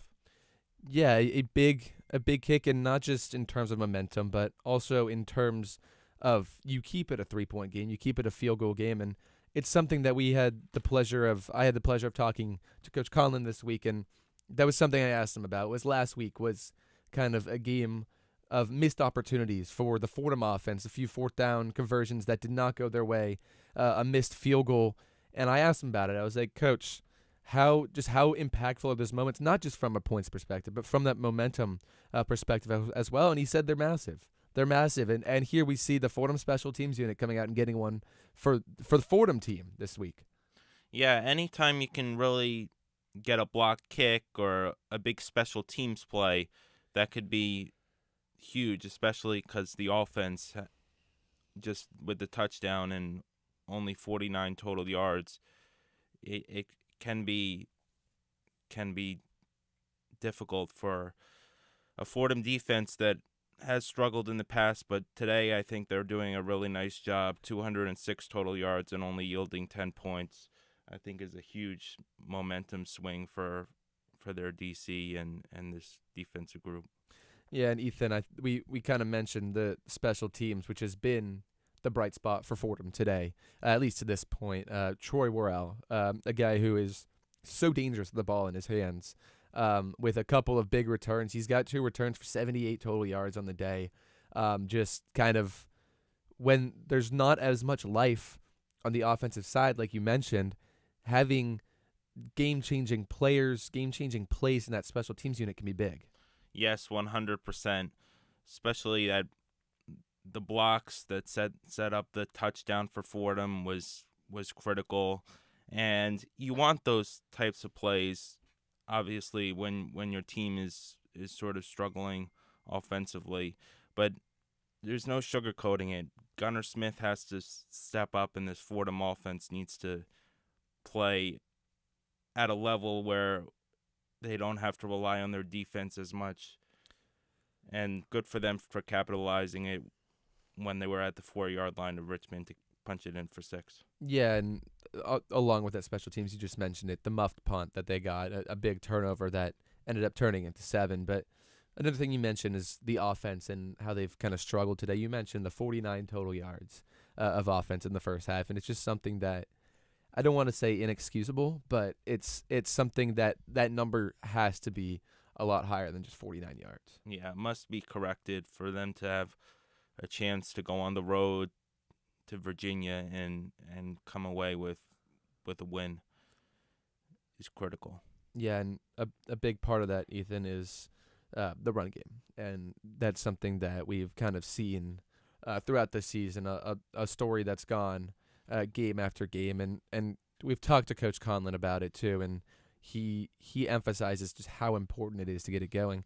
Fordham averaging 1.2 yards per carry right now, and only 15 rushing yards for the half, and you need to get that ground and pound game going if you want to go on the road. I don't care if it's Richmond or Lafayette or any team, you have to establish the ground game in order for the play action to work and to get this offense going. 15 yards needs to be more in the second half to really lift up the Fordham offense. Yeah, you mentioned it. You got to get the run game going to get that kind of play action off of it. It opens up so much in the pass, and 13 carries for 15 yards, and it's a theme that we've seen game after game with this team is just their inability to run the ball, and it's frustrating as someone watching these Fordham games. Is we all know how important that is to get the ground game going, not just in terms of setting up play action and opening the pass game, but it keeps you ahead of the sticks as well, and that's something that Fordham has struggled with a lot this season. Is they oftentimes find themselves in third down and long situations. Yeah, and I think part of that has to do with penalties and that kind of stuff, and they've only had one penalty for 5 yards, so you can't really blame. Which is great for them. Yes, 100%. But I think establishing the ground game on early downs to lead to play action, only 34 passing yards. So not really a recipe for success, but you look at, they only have 4 first downs to Fordham to Richmond's 12. So the Fordham defense is really keeping them in this ball game, but it starts coming out of the second half, establish the ground, keep up with it, maybe have some play action, have Jake Freeberg really get going. You got to get the ball in his hands if you want to establish a pass game.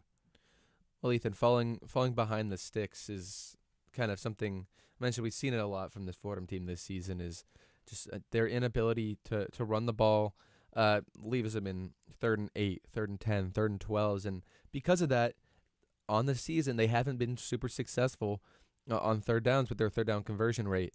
Today they're 3 for 7, which is higher than what we've seen a lot of this season. It's a lot of 3 for 13, 3 for 14, 5 for 15, numbers like that. And so this 3 for 7 on third down, how much hope does that give you going into the second half that this offense is able to convert on their third downs today? Yeah, I think it's encouraging that you're starting to get third down conversions, which I think is huge.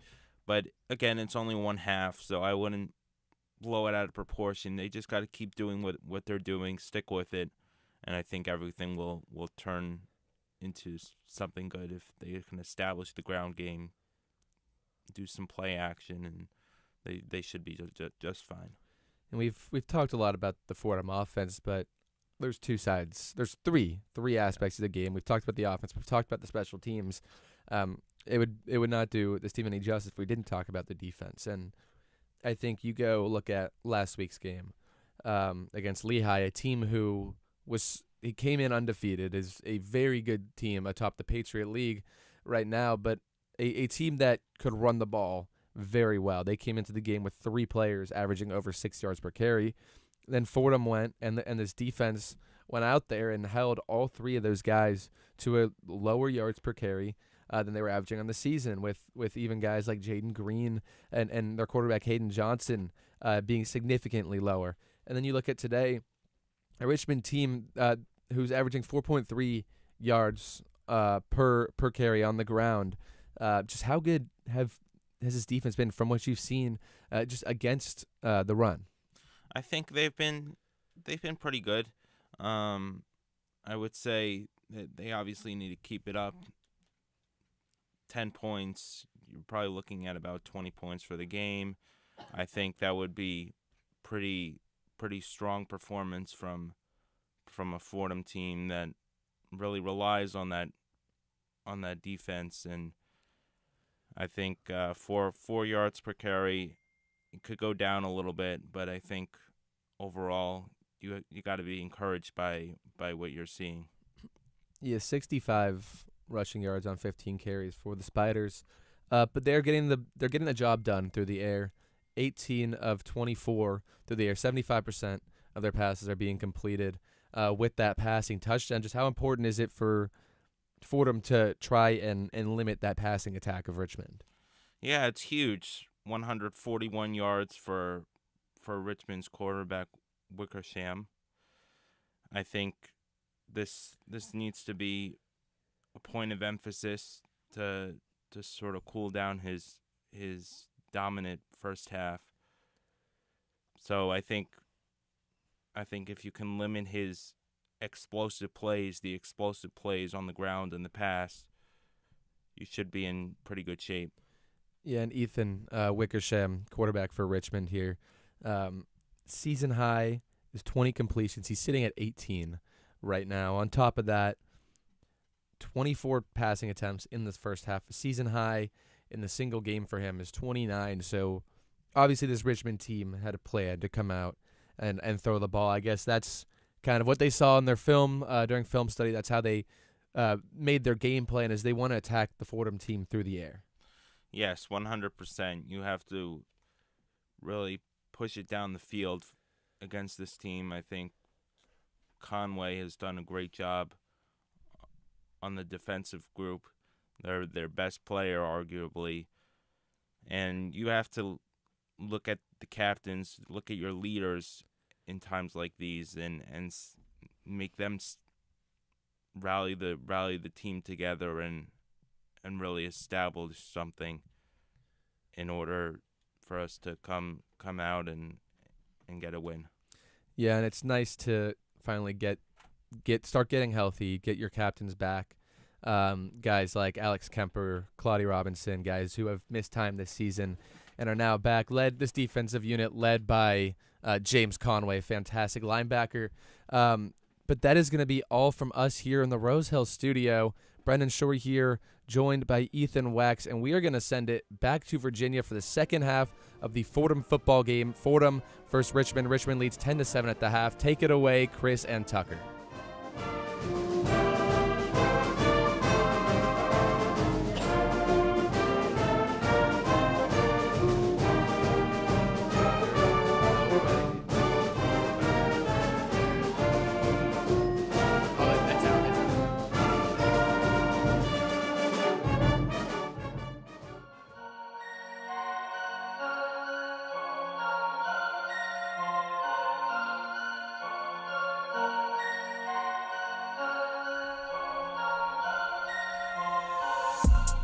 Want to be part of the Ramley? It all starts here.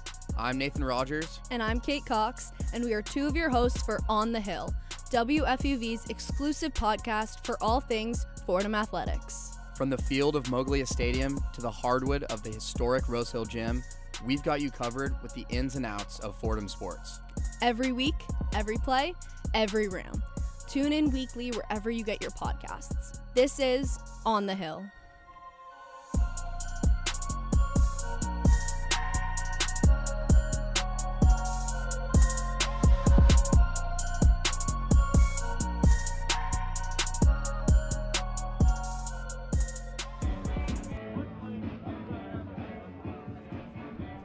back here in the beautiful fall scenery of Richmond, Virginia, Robins Stadium on the campus of the University of Richmond. The hosting Richmond Spiders up 10-7 at the half over the Fordham Rams.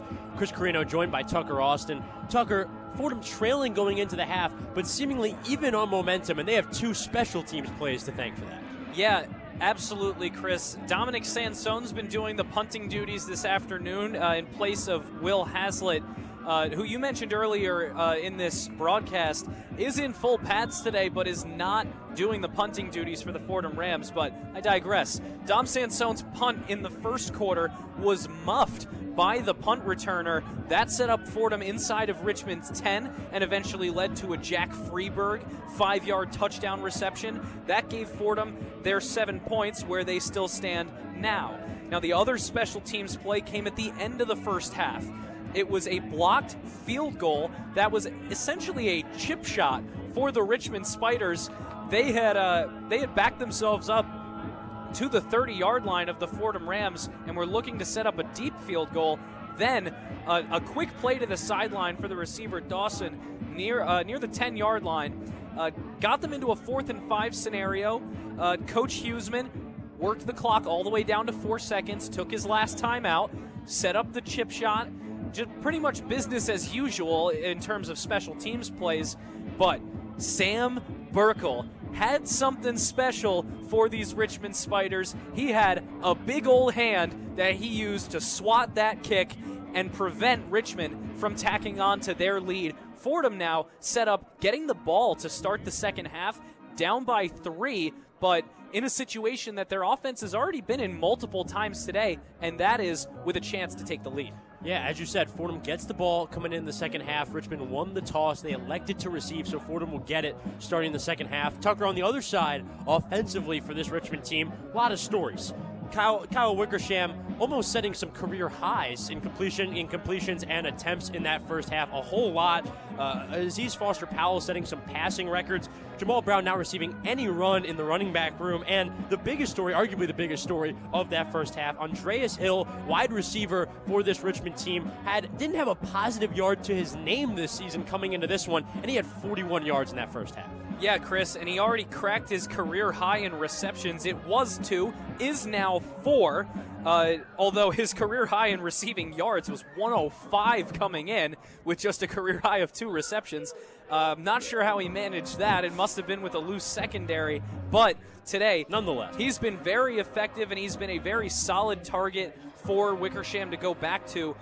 He's caught 4 passes on 5 targets, so he's been really efficient. He also has 5 yards after the catch.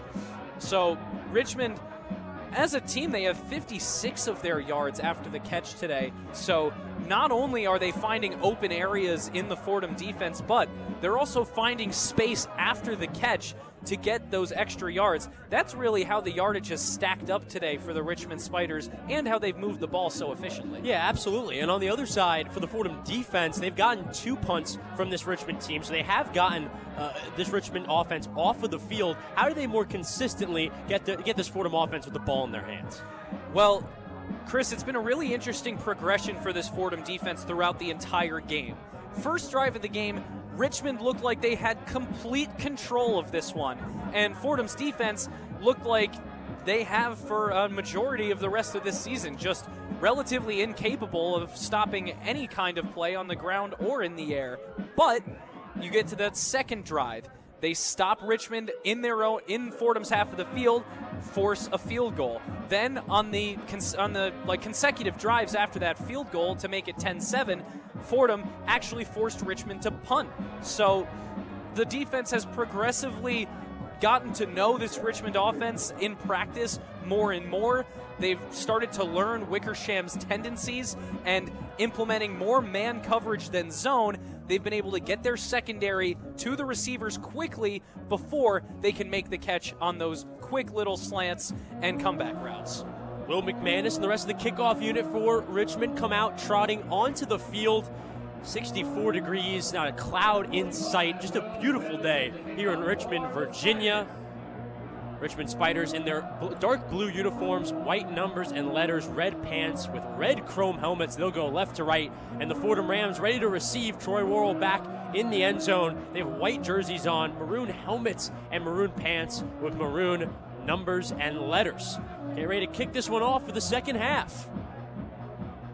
And for those wondering, before we get into things, James Conway now sits at 8 total tackles. That's 14 shy of the Division I career tackles record. That's across the FCS and the FBS. Make sure to keep a keen eye on that one as McManus sweeps the right leg to Worrell. He'll let that one fly over his head, and it'll be a touchback. That's how the Fordham offense will start. Fordham offense coming on the field down 3 to start this second half. A big momentum-shifting drive coming up for the Rams. And, Chris, one of the benefits of getting the ball to start the second half is that you get that full 20-minute halftime period to head to the locker room and plan with your team how you're going to come out for the start of the third quarter and try to get some points on the board. Fordham will look to really punch this Spiders defense in the jaw and at least tie this one up. Fordham last week losing to the undefeated Lehigh, 8-0.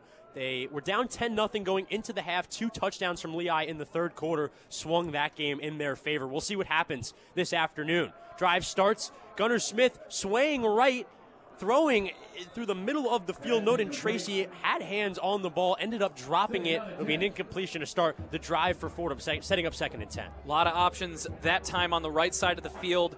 Joe Conlon dialing up a bootleg for Gunnar Smith. He tried to get it to Noden Tracy, throwing across his body, but it was a little bit of a low throw, and Tracy couldn't come up with it.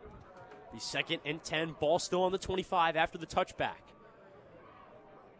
Shotgun formation for Gunnar Smith. Jamal to his left, moving up in the pocket, looking to pass, ends up running instead past the 30. Call him down right around the 35-yard line. And you like to see Gunnar Smith using the legs early on in this drive. If Richmond have to respect that run game from the quarterback, it's going to open so many more options up. First drive out of the halftime, quickly up to 3rd down, 3rd and 2nd for the Fordham offense. In a serious situation quickly. Smith in the shotgun, 3rd and 2. Fakes the handoff. Looks in the near flat. Tried to make the pass. Couldn't quite get it there. In and out of the receiver's hands. And that's another 3rd down, not able to be converted by the Fordham offense. John Morris, the freshman tight end from Oradell, New Jersey, the intended target on that play, but excellent coverage as he moved towards the sideline, and that one fell incomplete. So Dominic Sansone out for his first duties of the second half. Sansone standing on his own 20-yard line, ready to kick this one off. WFUV zone, Dominic Sansone is 4th of the afternoon so far. It's a 4th and 2, just 2 yards to the first down for the Rams. That one's going to be fair caught at the 30-yard line in Richmond territory, and that's where they'll start their drive, trying to compound on their 3-point lead. Not a lot of distance on the punts from either of the punters in this one, Chris. A lot more height, though. And the interesting thing that's happened there, both for Dominic Sansone and for Ned Gray for the Richmond Spiders, has been that the punt coverage units have really been able to get all over the returners. There's been little to no opportunity to actually return the punts in this game, whether that be because of some kind of an error in the actual return itself. We've seen that with a muff from Richmond and with a diving catch by Jack Freeberg, but other times, like just now, it's the fair catch forced by so much coverage. It's going to be 1st and 10 up the middle. A big scrum moving along past the 30, right around the 34-yard line. 5 yards on that gain on 1st down, setting up 2nd and mid. And with so much size in this quarterback, Kyle Wickersham, it's kind of been shocking to see him move the ball through the air as much as he did in the first half. Like you mentioned when we came back for the start of the second half, Wickersham is approaching career highs in both pass attempts and completions, but he's more of a big body that can move the ball on the ground. It's going to be 2nd down after the run. Wickersham throwing in the flat and almost smushed immediately. Andrew Osman all over it, hitting him so hard the ball comes out. An incomplete pass for Richmond, and what a play from Andrew Osman, the linebacker. Yeah, not enough time for the wide receiver that time on the little check down to the left. Wickersham went to his man, but then Osman, like you said, all over it. If Osman had waited just another second or so, that receiver would have been a ball carrier, and that ball would have been out for a fumble. After the play, 3rd and 6. Disappointing second down, trying to make up for it on 3rd. 3rd and 6 in their own territory at the 33. It's Wickersham in the shotgun, empty, no running backs behind him. 3 receivers to his left, 2 to his right. Looks to pass, far sideline. Wide receiver screen once again. Gets out past the 35, right along that first down marker, down at the 38-yard line. It'll be a short to the gain to 4th down, a stop for the Fordham Rams.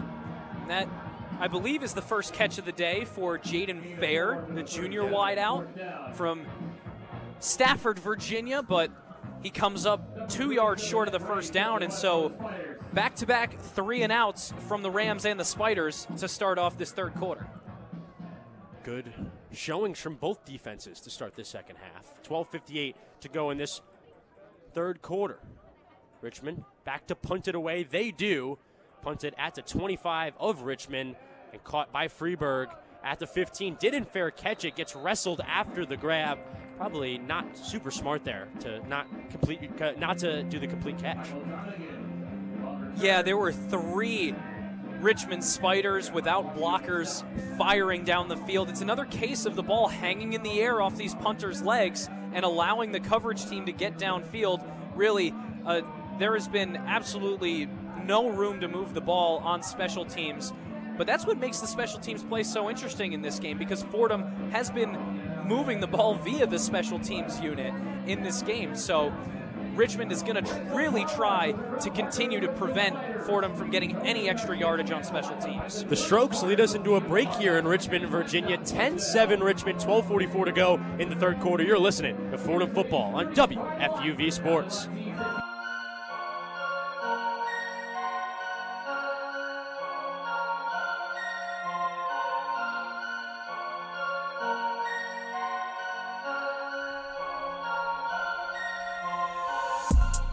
Want to be part of the Ramley? It all starts here. I'm Nathan Rogers. And I'm Kate Cox, and we are 2 of your hosts for On the Hill, WFUV's exclusive podcast for all things Fordham athletics. From the field of Moglia Stadium to the hardwood of the historic Rose Hill Gym, we've got you covered with the ins and outs of Fordham sports. Every week, every play, every round. Tune in weekly wherever you get your podcasts. This is On the Hill.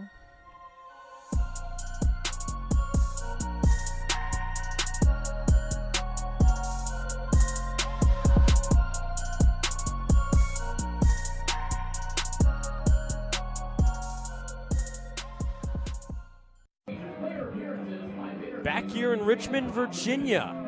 As we've said all afternoon long, a beautiful scenery here at the University of Richmond, not the University of Virginia, a little far away from there. 10-7, Spiders lead over the Fordham Rams.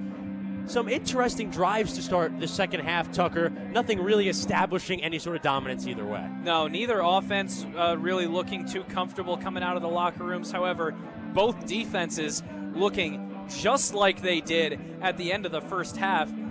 Chris, this is turning into just the defensive slog that I was expecting before this game started. But Fordham's offense now is going to start from inside their own red zone. And they really need to find a way to stitch together a couple of chunk plays here, because they have not really moved the ball too far in any one drive today. Gunnar Smith and his team will start at the 17, their own 17-yard line. Smith set up in the shotgun. Jamal James directly to his left. Receivers stacked on both sides, on the far sides of the sideline. James moves to the right of Smith. Smith claps for the snap, receives it, fakes the handoff, throw on the far sideline. That one was caught quickly by Jabril Carter for around a yard to the gain. Tried to do a bit of a wide receiver screen on that far sideline. It was unsuccessful. Yeah, low throw that time by Gunnar Smith forced Jabril Carter down to the turf. He would have been better off letting that one hit the ground for an incompletion. Instead, he loses about a half a yard. After the loss of a half a yard, like Tucker said, 2nd and 10, ball on the 17. Smith, phantom claps, trying to catch the defense off sides. Now points to Cameron Bird on the edge. Smith back to pass, throws it deep, far sideline. Couldn't quite get it to him. Jabril Carter was free, and that pass just out of the reach of Carter. And that's the first time we really saw Gunnar Smith unleash the arm talent That time it was a little bit overthrown after the last one was a bit underthrown. But, you know, when you have a man streaking down the field on the far side like Jabril Carter was, and he had already beat the defensive back, you got to at least give that route a look. I've said it a few times this afternoon. Fordham quickly at third down. On 3rd and 10, wide receiver screen on the near sideline never comes together, and it ends up being a tackle loss for, or about a gain on the yard, and it'll be 4th down once again for the Rams. Tucker, another 3rd and out for the Rams offense. What specifically do you see as the problem? Well, back-to-back 3 and outs, and it's been mostly wide receiver screens, right? I mean, I've heard you say wide receiver screen a bunch this afternoon, and it seems to be Fordham's bread and butter, but it's not exactly satisfying for this Fordham offense.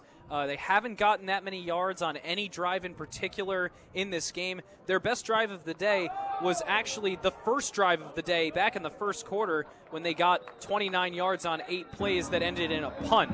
Other than that, every successive drive has been for fewer yards than that. Sansone almost gets blocked on that kick there, just got it away outside of Fordham's 5-yard line. Sansone was set up inside of Fordham's 5-yard line. That one got kicked away right around Fordham's 40, so around 40 yards on the kick. That's where Richmond will start. Good field position for the Richmond Spiders, trying to go up 2 scores. Yeah, it's some of their best field position of the day for these Richmond Spiders. Setting up on the Fordham 46. They've gotten the ball at midfield multiple times in this game. This time, though, they're going to start it in plus territory with a 3-point lead. Richmond at Fordham's 41 in plus territory, as Tucker said. 1st and 10. Wickersham gives the handoff. Nice cutback in the backfield. Cuts left, then moves toward the middle of the field. Finally taken down around the 35-yard line. What a run there by Foster Powell. Yeah, Aziz Foster Powell, that's just veteran running back play. He bounced all the way to the left, got a block on the edge, then cuts it back to the inside with the entire offensive line moving right to left. He cuts from his left to his right to move against the grain of the blocks and find a huge gap for a 1st down. After the 1st down, ball on the 26. Fordham's 26. Wickersham throws on the far sideline. Another wide receiver screen.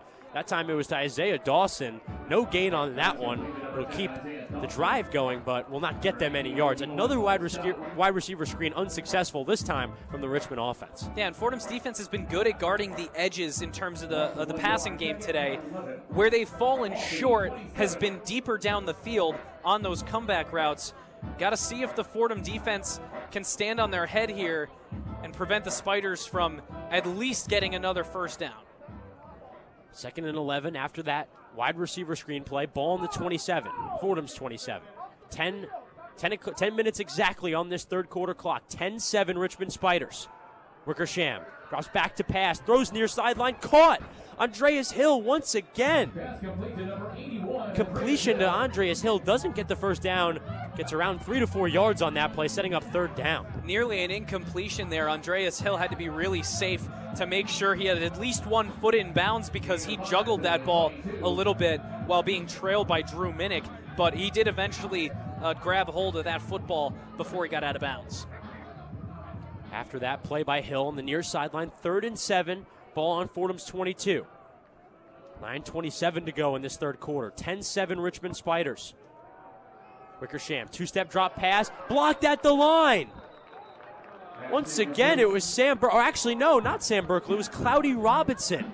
Cloudy Robinson, Fordham captain, back this week from injury and making a big play there on 3rd down. And that could have been a really, really dangerous play, Chris. After he swatted that ball out of the air, it hit an offensive lineman in the helmet, popped straight up.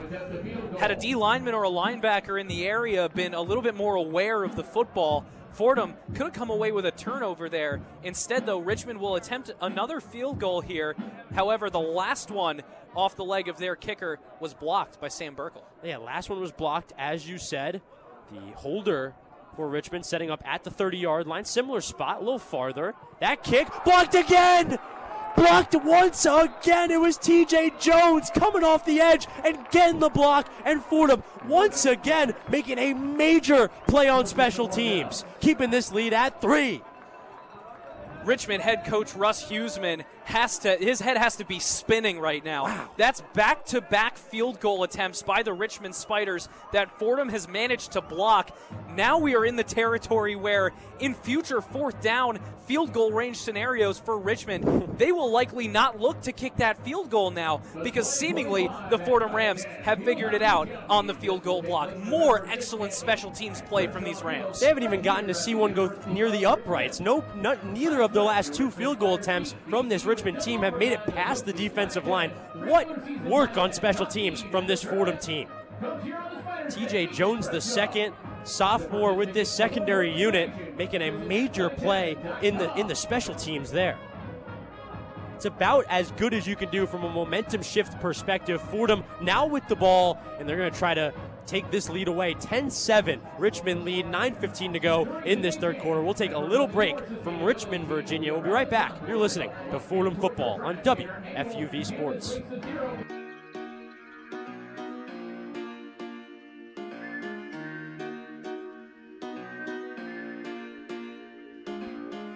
Hey everyone, it's Lydia Perner. And Grace McCarran. And we are two of your hosts for 5 on 3. WFUV's best, if only, hockey podcast. With all the storylines in the tri-state area, you won't want to miss an episode. How will Matthew Schaefer fit in with the Islanders? And will the Rangers have a bounce-back season under Mike Sullivan? Finally, will the Devils be able to stay healthy and hit their full potential? Stick with us all season for all things NHL and Will Cooley updates on WFUV Sports.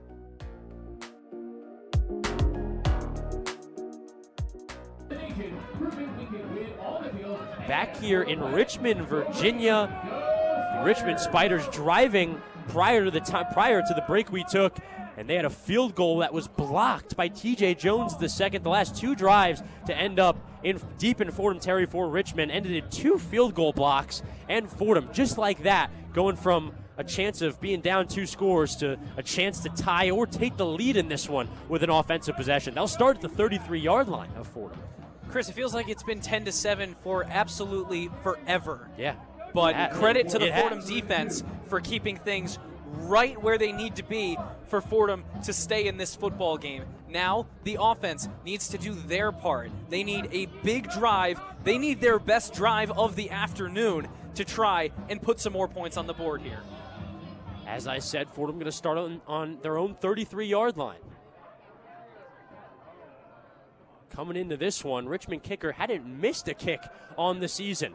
Smith draws back to pass, then decides to run, gets to right before the 35-yard line, down at the 34, around a yard on the gain there. As I was saying, Richmond kicker coming into this one didn't miss a kick, and now his last 2 attempts have been blocked. One off the edge and one right in the middle from a D lineman. Yeah, it's now the 5th season of college football for Jaden Elshesky. He was 7 for 7 on field goals, 17 for 17 on PATs, but now he is 1 for 3 on the afternoon against Fordham. 2nd and 8 after the 2-yard gain, handed off right up the middle of Ricky Parks. Stiff arm moving to the near sideline, eventually taken down at the 45-yard gain from Ricky Parks, and a hard 5 yards to gain. You almost forget sometimes how hard it is to bring Ricky Parks down. Truly. Because usually defenses get 1, 2, maybe 3 defenders on him to bring him down. But when he gets loose on the edge like that, bouncing off of defenders and needing full body pressure to bring him all the way down, he is such a lethal running back at his best. Very good point, Tucker. We saw it there. Here we go, 3rd and 4. Another big 3rd down for the Rams. Gunnar Smith in the shotgun. Parks to his left. Smith surveying, rolling out right, now running past the 40, past the 45. Finally runs out of bounds past the 50, down at the 52. What a run on the 13-yard gain for Smith, and the chains are moving for the Fordham Rams. Momentum firmly with the Fordham Rams. And this is exactly what head coach Joe Conlon was looking for out of this offense, finding ways to move the sticks. Now they just need to keep the pressure on. They can't let themselves get bogged down in the middle of the field here. After the field goal block, Fordham trying to take advantage. Started on their own 33, now past the 50 at the 49. Smith back to pass, rolling out right to avoid pressure, throws it on the far sideline. A lot of contact on that far sideline, and I believe we got a penalty. There's 2 flags on the play, Chris. One of them's all the way in the backfield. One of them's down where the pass went. One of them right near Jabril Carter, who was held in the secondary. We'll see what the call is here. Definitely looks like it could be DPI, but on the other hand, I feel like there could be a holding. There are fouls on the play by both teams. holding, number 68 of the offense. Pass interference, defense, number 22. Those fouls were all set, replay, first down. So offsetting penalties on both sides for both teams, and both teams sort of bailing each other out in a sense. Yeah, I think Fordham the luckier of the two Yeah. to get bailed out from a holding penalty there. Definitely. That would have backed them up to their own 40 after being across midfield. After the offsetting penalties, 1st and 10. Fordham still on the north side of the 50 on the 49. Smith fakes the handoff, looks to pass, looks to find Jaden Allen. 50-50 ball at the 35-yard line, almost ended in tragedy, ends up on the floor for an incomplete pass, but almost an interception there, Tucker. Gunnar Smith playing with real fire. Yeah, Gunnar Smith playing with fire, but the defense for Richmond really standing on their head there. C.J. Fraser was the man who got up to meet Jaden Allen. He leads the team in interceptions this year with 2. He was looking for his 3rd that time. And now after that play, 2nd and 10. Ball still on the 49. Feels like it's been there for an eternity. Fake handoff. Smith, 2-step drop to pass. Looking near sideline. Juggled by Troy Worrell on the sideline. Don't think he could hold on to it. And a really devastating play there for the Rams. Wide open, Worrell doesn't hang on, and that leads to 3rd down. And a re-encouraging tap on the helmet by Coach Joe Conlon to his receiver Troy Worrell, who just barely could not hold on to that one. Would have been a huge play to move Fordham past the sticks again. Nevertheless, after the mistake, 7:24 in this 3rd quarter, 3rd and 10, ball still on the 49. Smith back to pass, running back screen. James has it in the left flat, now running past the 40, finally taken down at the 42, but that's enough for a 1st down. Fordham connecting 1st downs and moving down the field. A lot of things to say positively about the Rams. And if I'm not mistaken, Chris, that's the first touch of the ball game for Jamel James for the Fordham Rams. They've been using Ricky Parks exclusively in that backfield, but this time they send Jamel James out of the backfield for a little passing play there, picks up the 1st down. After the big play, 1st down, ball on Richmond's 38. Fordham in Richmond territory and marching. 2 receivers to the right, 1 to the left. Handed off to Parks, right up the middle. D lineman right there to meet him, and he'll be taken down almost immediately. That time, it was Matei Fitz, the senior. Yeah, Fitz is another one of the top defensive players on this Richmond team. He's got 12 solo tackles, 32 total tackles on the season, 4.5 of those for loss, including 2 sacks and an interception along with a forced fumble.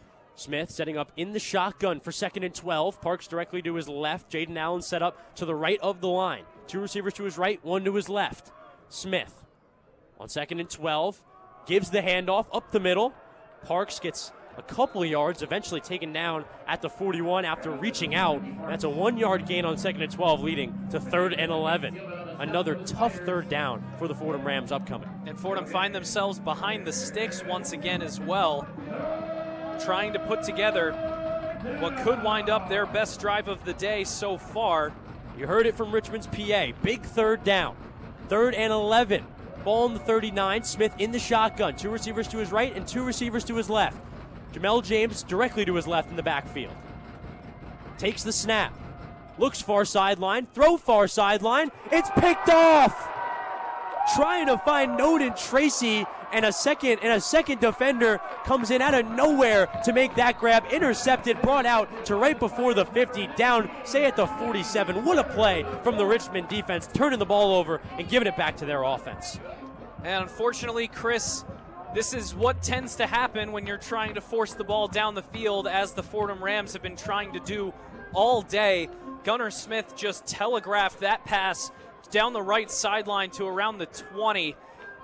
Couldn't quite get an eye on who came down with that interception, but still, it was an excellent play by the D-back to get a look It was at the quarterback's eyes. Lee Brunner IV, the sophomore free safety, making a play. And this Richmond team has turned over their opponents so many times this season. A lot of playmakers on the defensive side of the ball. That's the first pick of the season for him, though.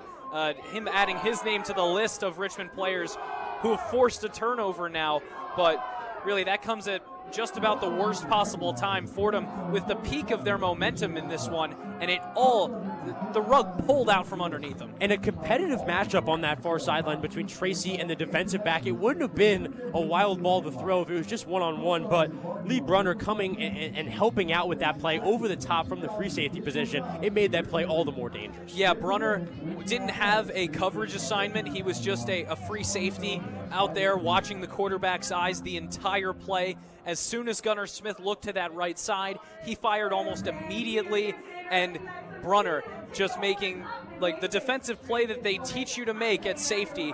Read the quarterback's eyes, watch him telegraph the football, and then jump the route. And that's exactly what he did, and then brought it back for a huge return, almost 30 yards down the field. Sets up Richmond at midfield once again. They've started almost every drive from midfield today. Yeah, the field position is going to be the most underrated thing that had to do with that play. Richmond only having to work with half of the field to get a score.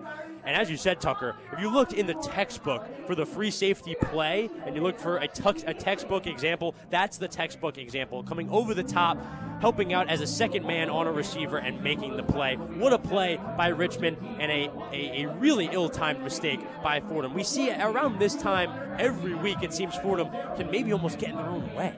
Yeah, and this is going to bring up now, I believe, the fourth. Yeah, call it the fourth drive for the Richmond Spiders that's going to start well beyond their own 40-yard line. 5:26 to go in this third quarter. Certainly winning the field position battle are the Richmond Spiders this afternoon. Fordham's defense, though, has been playing incredibly in this game. To keep the score at where it is, the way Richmond's offense has been playing today, it should not be a three-point game. Fordham's defense, though, Joe Conlon will be calling on them again. 5:26 in this third quarter, 10-7 lead still for the Spiders. As Tucker said, Fordham defense holding this Richmond team to just 10 points so far. And that's a handoff to start the drive. It'll be to Jamal Brown. As we mentioned earlier, Brown didn't receive any run in that first half. He starts the drive there. It'll be setting up second down, second and mid. And Chris Gunnar Smith, we mentioned he leads some positive offensive categories in the Patriot League, but that interception, now his 8th on the year, gives him the solo lead that he already had in interceptions in the Patriot League this season. Actually got 7 yards on that gain from Jamal Brown, setting up second and 3, ball on the Fordham 46, now past the 50-yard line. Wickersham, 3-step drop, moving right to make that pass, and it's a beautiful pass. Isaiah Dawson caught it at the 15, runs and is tackled at the 5. Beautiful pass from Wickersham and a beautiful catch from Isaiah Dawson. This Richmond offense is moving. Yeah, 40-plus yard pass play from Wickersham. He finally connects on that deep ball. Perfect ball. You're right, it was a beautiful football coming from such a big quarterback who likes to run the football. That was a textbook throw and catch down the right sideline. He broke a tackle as well on his way and nearly got into the end zone. Richmond knocking on the door. After that big play from Isaiah Dawson and Wickersham, that sets up 1st and goal. Ball down on the 4-yard line, only 4 yards to the goal. 1st and 10, Wickersham in the shotgun.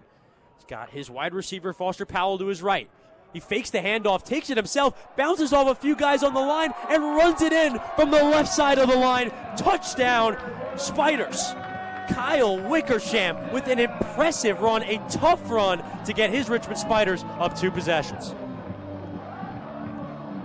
Kyle Wickersham using the big body.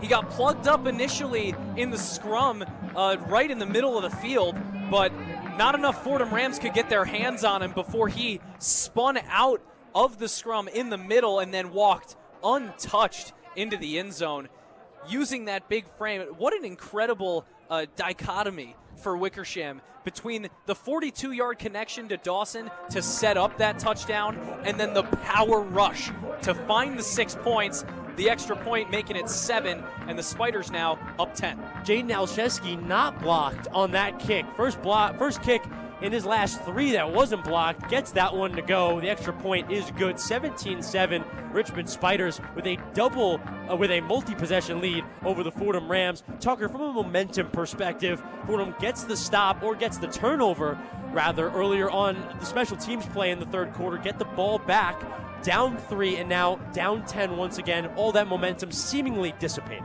Yeah, and Richmond did an absolutely excellent job of turning a turnover into points. When you turn the opponent over, you want to score off of that turnover, because not only you increase the amount of points that you swing the game.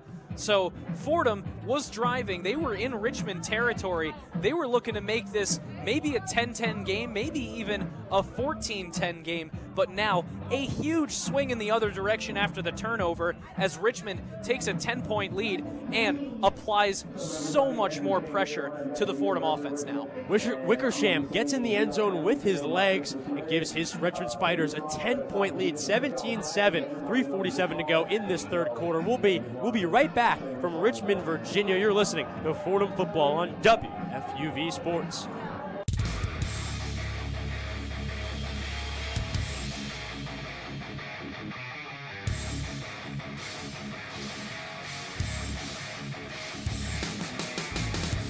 Hey Devils fans, Tucker Austin here from WFUV Sports, one of your New Jersey Devils beat reporters for the 2025-26 season. From Hughes Brothers Havoc to Heischer hat tricks and Markstrom masterclasses, I'll have you covered live from the Prudential Center for all things Jersey hockey. Follow me on X at @Taustin_24, where I'll have live game updates, analysis, and post-game coverage all season long as the Black and Red look to bring Lord Stanley back to the Rock. WFUV Sports is your home for everything New Jersey Devils.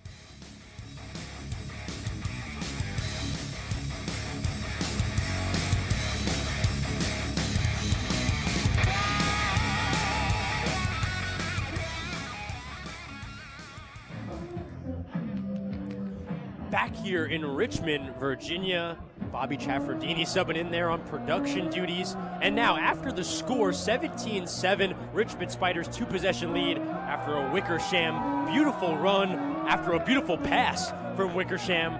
Overall, Richmond Spiders gaining that momentum and maybe the final momentum of the game they needed. Well, there's 3:47 to go in this third quarter, Chris, and the Fordham offense just put together their longest drive of the day. So I really think that they will probably be able to move the ball again, but it's just a question of, can they fully get it by midfield? Can they get it past the Richmond 35? Can they get it into the red zone? And only then can you start to ask this offense to find the end zone. Return taken out to the 26 for the Rams. That's where they'll start at their own 26. 1st and 10 for the Rams offense. Rams offense unsuccessful in their last bunch of trips down the field. Last drive for the Rams offensively ended in an interception in Richmond territory. A real backbreaker from a momentum perspective, and now Fordham trying to redeem themselves. 17-7, 3:41 to go in this third quarter. Richmond leads. Gunnar Smith handing it off up the middle, faking the handoff, running left, now running right, taken down, and the ball's loose. Not sure if he lost it before he was down. Fordham recovered it either way, so no harm, no foul. And we'll see second down after that very bizarre first down play. I think head coach Joe Conlon will probably be thanking the line judge Christian Keel for making that call so quickly to award Fordham the football back. Sure, you'd like to thank Marco DiCrocci as well, picking that ball up off the ground. Gunnar Smith, 2nd and 9 after the miscellaneous play. Ball still on their own 28. Smith back to pass, moving left rather, avoiding pressure, given a stiff arm, and wrestled out of bounds right before the 35-yard line. Right around 7 yards on that gain, setting up a way more manageable third down.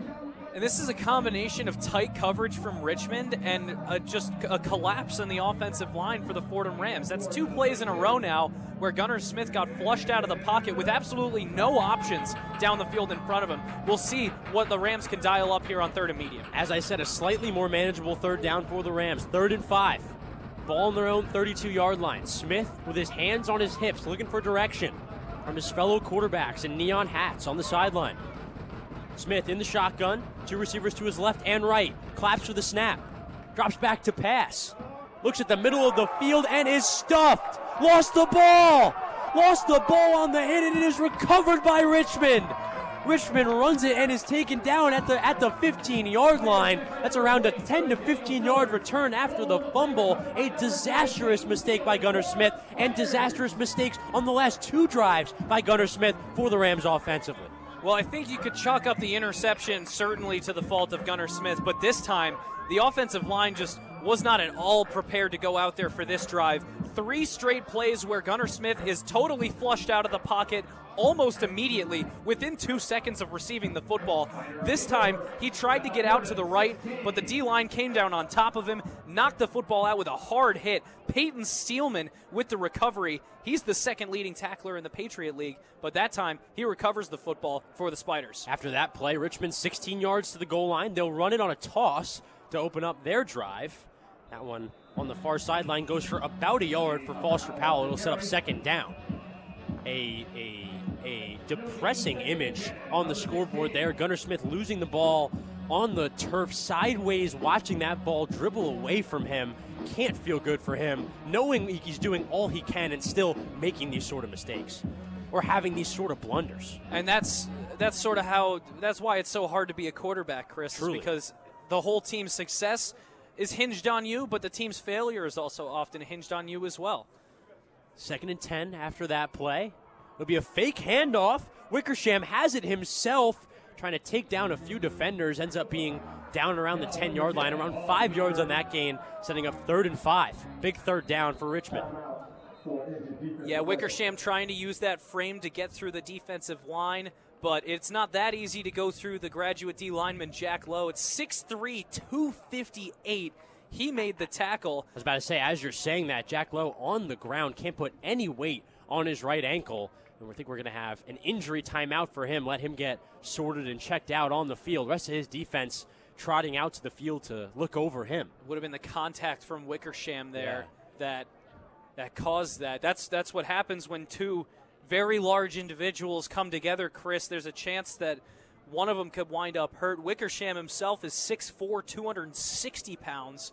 And I just mentioned the 6'3" Lowe. So that's an unstoppable force and an immovable object coming together in the middle of the field. And unfortunately for the Fordham Rams, Jack Lowe got the worst end of that. Couldn't have said it better myself. Jack Lowe with a few medical professionals around him, along with Joe Conlon. They're set up just past the 10-yard line, deep in their own territory. We'll take a little break along with the teams. 17-7, Richmond trying to compound on their lead. 1:19 to go in the third quarter. You're listening to Fordham Football on WFUV Sports.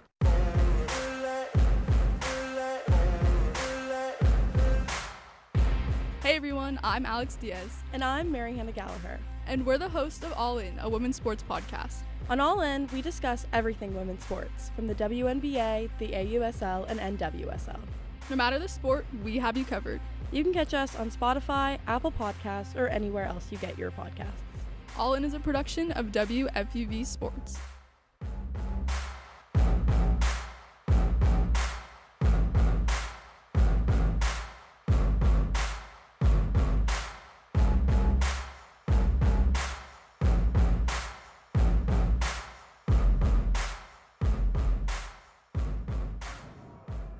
Taking you back to Robins Stadium. Richmond working quickly, throwing it in the flat, and that's a drop catch. Andrew King wide open on the near sideline flat. He drops that one on 3rd down, and that leads to 4th down. It'll have the field goal unit come out for Richmond, or maybe not.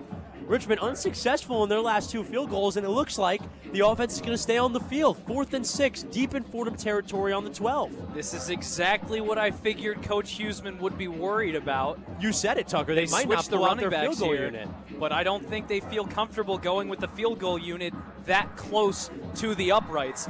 They're inside the 15, although now it looks like Coach Huseman is going to call a timeout here and bring his guys to the sideline. Richmond maybe feigning a go for it, could be sending that field goal unit out. Tucker, I don't think they're feigning going for it. I think they're going for it. They look like they have the offense around their head coach, as you said, Huseman, and they're drawing something up. We'll see what Richmond does here. Big fourth down, 4th and 6 for Richmond. Shows how little faith they have in their field goal unit. They're going for such a large fourth down, especially considering they don't have that large of a lead, Tucker. Only a 10-point lead. A fourth down stop here could be massive for the Fordham defense. Yeah, and I'm not even sure that it's as much a lack of faith in their own field goal unit as it is a fear of Fordham's field goal block unit. Accurate. Because like we said earlier, their field goal kicker was perfect coming into this game, both on extra points and on field goals. But now they seem to be a little bit scared of the Fordham defense's ability, or the Fordham special teams' ability to get around the edge and block it. And it is Wickersham, so they're going to go for it. Yeah, looks like Richmond's going to go for it. 4th and 6 on the Fordham 12. Wickersham in the shotgun. Has a receiver in motion. Fakes to the receiver. Hit in the backfield, and it's picked off. Drew Minnick has it in the secondary. He catches it, probably loses a few yards for his defense, but he doesn't care. Fordham defense amped up after the big hit on the quarterback leads to the inerrant throw and another fourth down stop for the Rams. This defense continues to give their offense opportunities. Tucker, what a play. An unbelievable defensive game now from both of these teams. We've seen so many turnovers in this game and just in this second half. Fordham having they've thrown a pick and they fumbled the ball this quarter, but now the interception by Minnick, that one was actually forced by Terrence Jones II, busting through the line, unblocked. He got to Wickersham immediately, forced the ball out early and through contact to force the errant throw.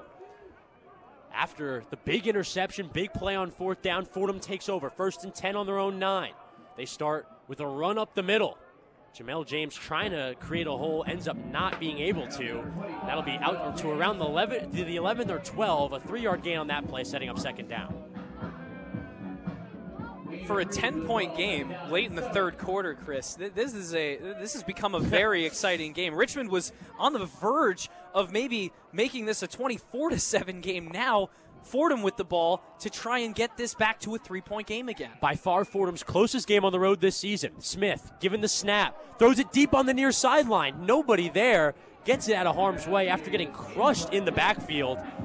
And it'll set up 3rd down, another 3rd down for the Rams. Tucker, a little confusion from you there. Joe Conlon is so hot right now on the sideline. He wanted a DPI really, really bad on that last play. He nearly whipped his headset off. He kept it in his hands, but he has now just walked the referee all the way from the 45 down to the 20, talking in his ear the whole way. And Conlon, as you said, still yapping and yelling at the official. Anyway, 3rd down. Conlon's yelling won't do much for them now. 3rd down, ball on their own 12. Smith, 2-step drop. Giving it to James in the right flat. Running back screen gets him to around the 14. It'll be a 2-yard gain on that play. Another stop from this Richmond defense. Another 3rd and out for this Richmond defense. And Conlon, maybe upset for correct reasons, maybe knew that they weren't going to cash in afterward. Knew how important that play was. Yeah, how important that no call of a flag would have been, as it would have given Fordham the 1st down, but now Fordham's going to be forced to punt as we tick to the end of the 3rd quarter here. But just to clarify, Fordham, head coach Joe Conlon's dealing with the field judge, Alan Farr. At the end of their little exchange during that whole 3rd and 4th down situation, Joe Conlon hit him with a little thumbs up at the end. Things are all good between the officiating crew and Fordham's head coach, but Joe Conlon not one to make enemies. No, absolutely not. But now they are going to have to flip the field before Fordham punts this one away again. Yeah, the field will be flipped going into this 3rd quarter. We're going to send it back to the Rose Hill Studios after 3 quarters here in Richmond. Spiders up 17-7 over the Fordham Rams. We're going to send it back to the Rose Hill Studios with Ethan Wax doing our update. Take it away, Ethan. The one-on-one scoreboard. Thank you very much. After a late surge by Vandy, the Longhorns hold off the Commodore surge to seal a 34-31 win.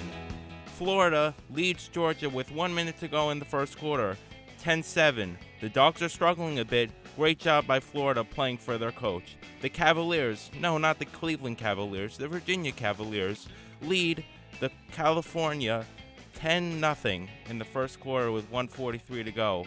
Ole Miss hosts South Carolina in a primetime matchup at 7 o'clock. Saturday Night Football features a classic top 20 SEC showdown as the number 18 Oklahoma Sooners visit the number 14 Tennessee Volunteers. I'm Ethan Wax with your one-on-one update.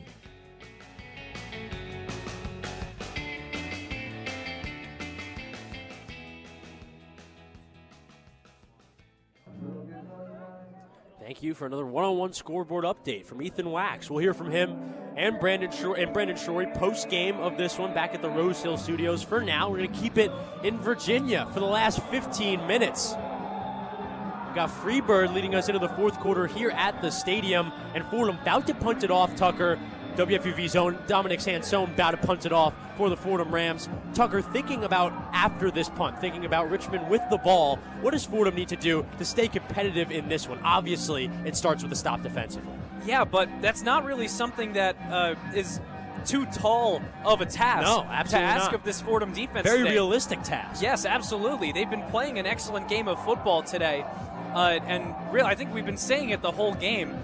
Richmond's the scoreboard for Richmond should not read 17 right now. No. They have made so many great plays, and they've almost connected on so many big plays offensively. Their only problem is Fordham's made more good plays defensively. Exactly. And Fordham is also, the weight is kind of shifted in the game based on the special teams as well. Fordham has easily had the advantage in terms of the special teams game, although as time has gone on, Richmond has been able to limit the punts, but Fordham has still been getting it done on the kick returns and on the field goal block unit. But that had to be one of the most eventful third quarters I think this Fordham Rams team has experienced this season. Blocked field goal, pick from Gunnar Smith, a rushing touchdown from Wickerston, another fumble, and then another pick, this time from Wickerson.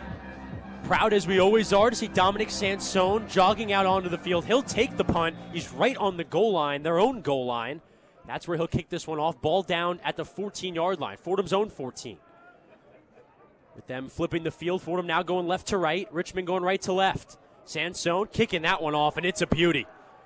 That one caught at the 30 of the other side of the field, and a fantastic tackle from Drew Minnick in deep in Richmond territory. Drew Minnick by himself in the special teams unit there. Would have been a lot of yards between him and the next defender, and he made a fantastic play. More good special teams play out of this Fordham side, this time both from the punter and from the coverage unit from Minnick. Minnick making that tackle in the open field with absolutely nobody else near him. Jaden Fair couldn't even get positive yardage on that return. And Dom Sansone, what a punt. He was nearly inside of his own end zone, and he sent a laser of a punt. Very low, spiraling the whole way, pins Richmond inside their own 30, and Jaden Fair had to catch that ball with his back turned to the end zone he was trying to score in. Sansone been good in almost every punt the last 2 weeks. That one may have been the artist's masterpiece so far. After the punt, after the great field position from Dominic Sansone, Spiders on their own 29, 1st and 10. Handoff up the middle to start the drive. Ends up amounting to nothing. Nice strong play there from the Fordham defense, keeping the run game in check. Andrew King, no gain on the play, setting up second down. James Conway, one of the men involved for the Fordham Rams.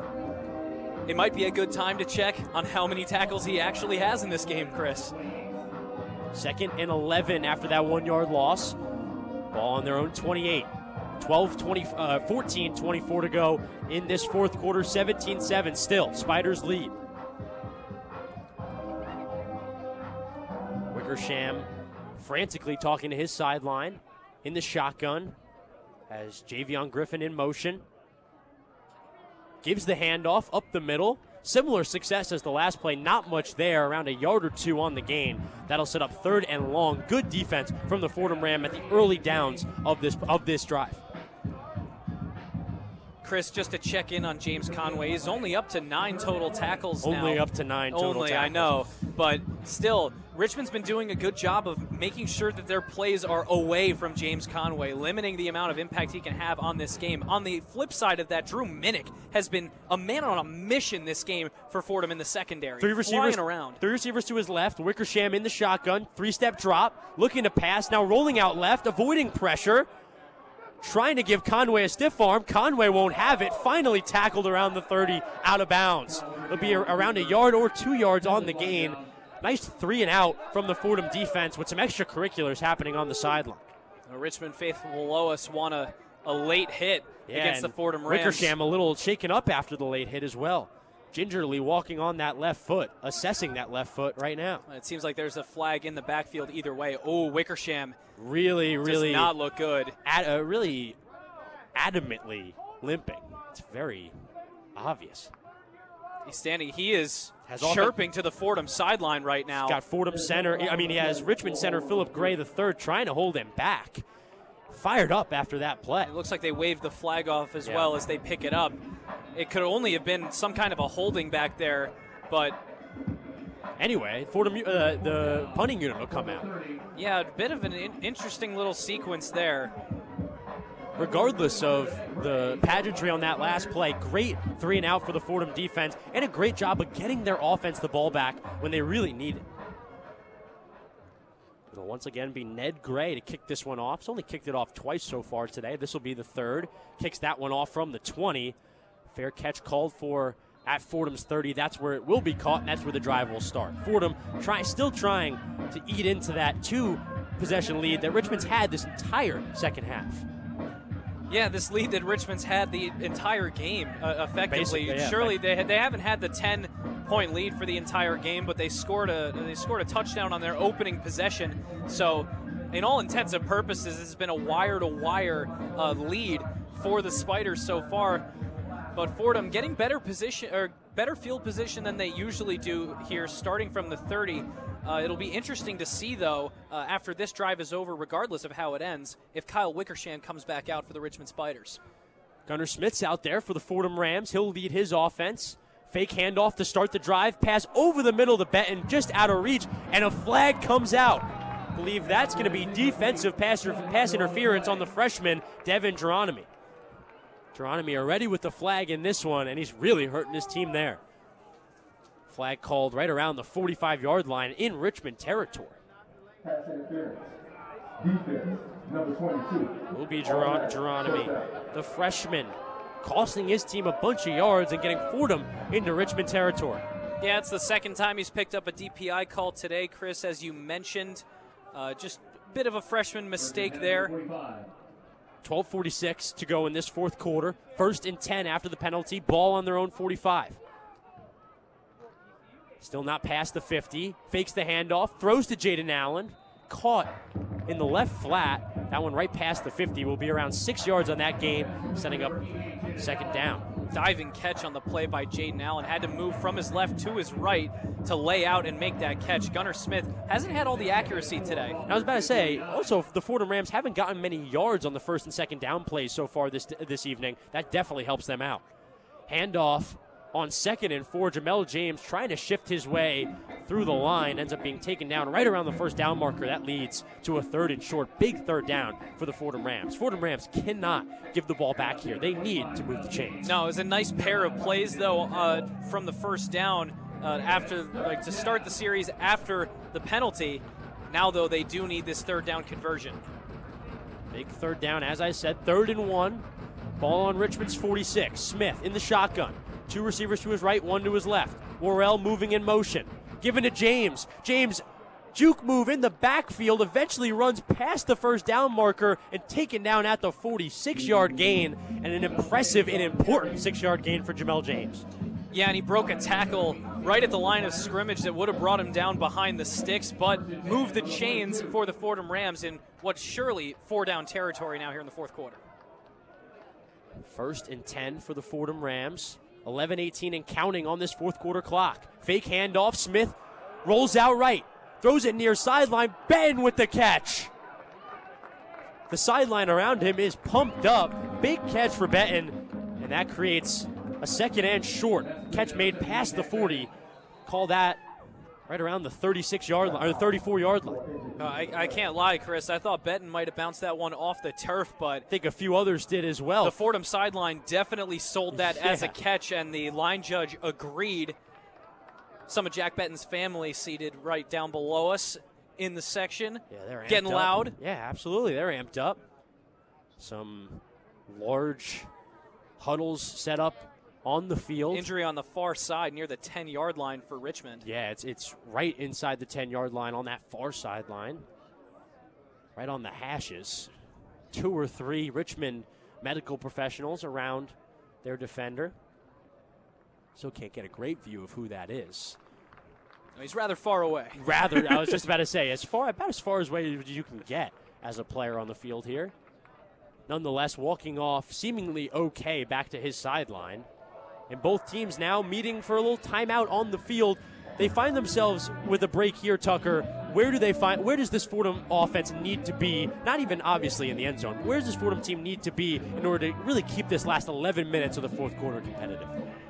Well, it seems like the Fordham Rams may have stumbled into a good thing here in the run game with Jamel James. They haven't really used him all game, but that means the Spiders had kind of forgot about him as the game went on.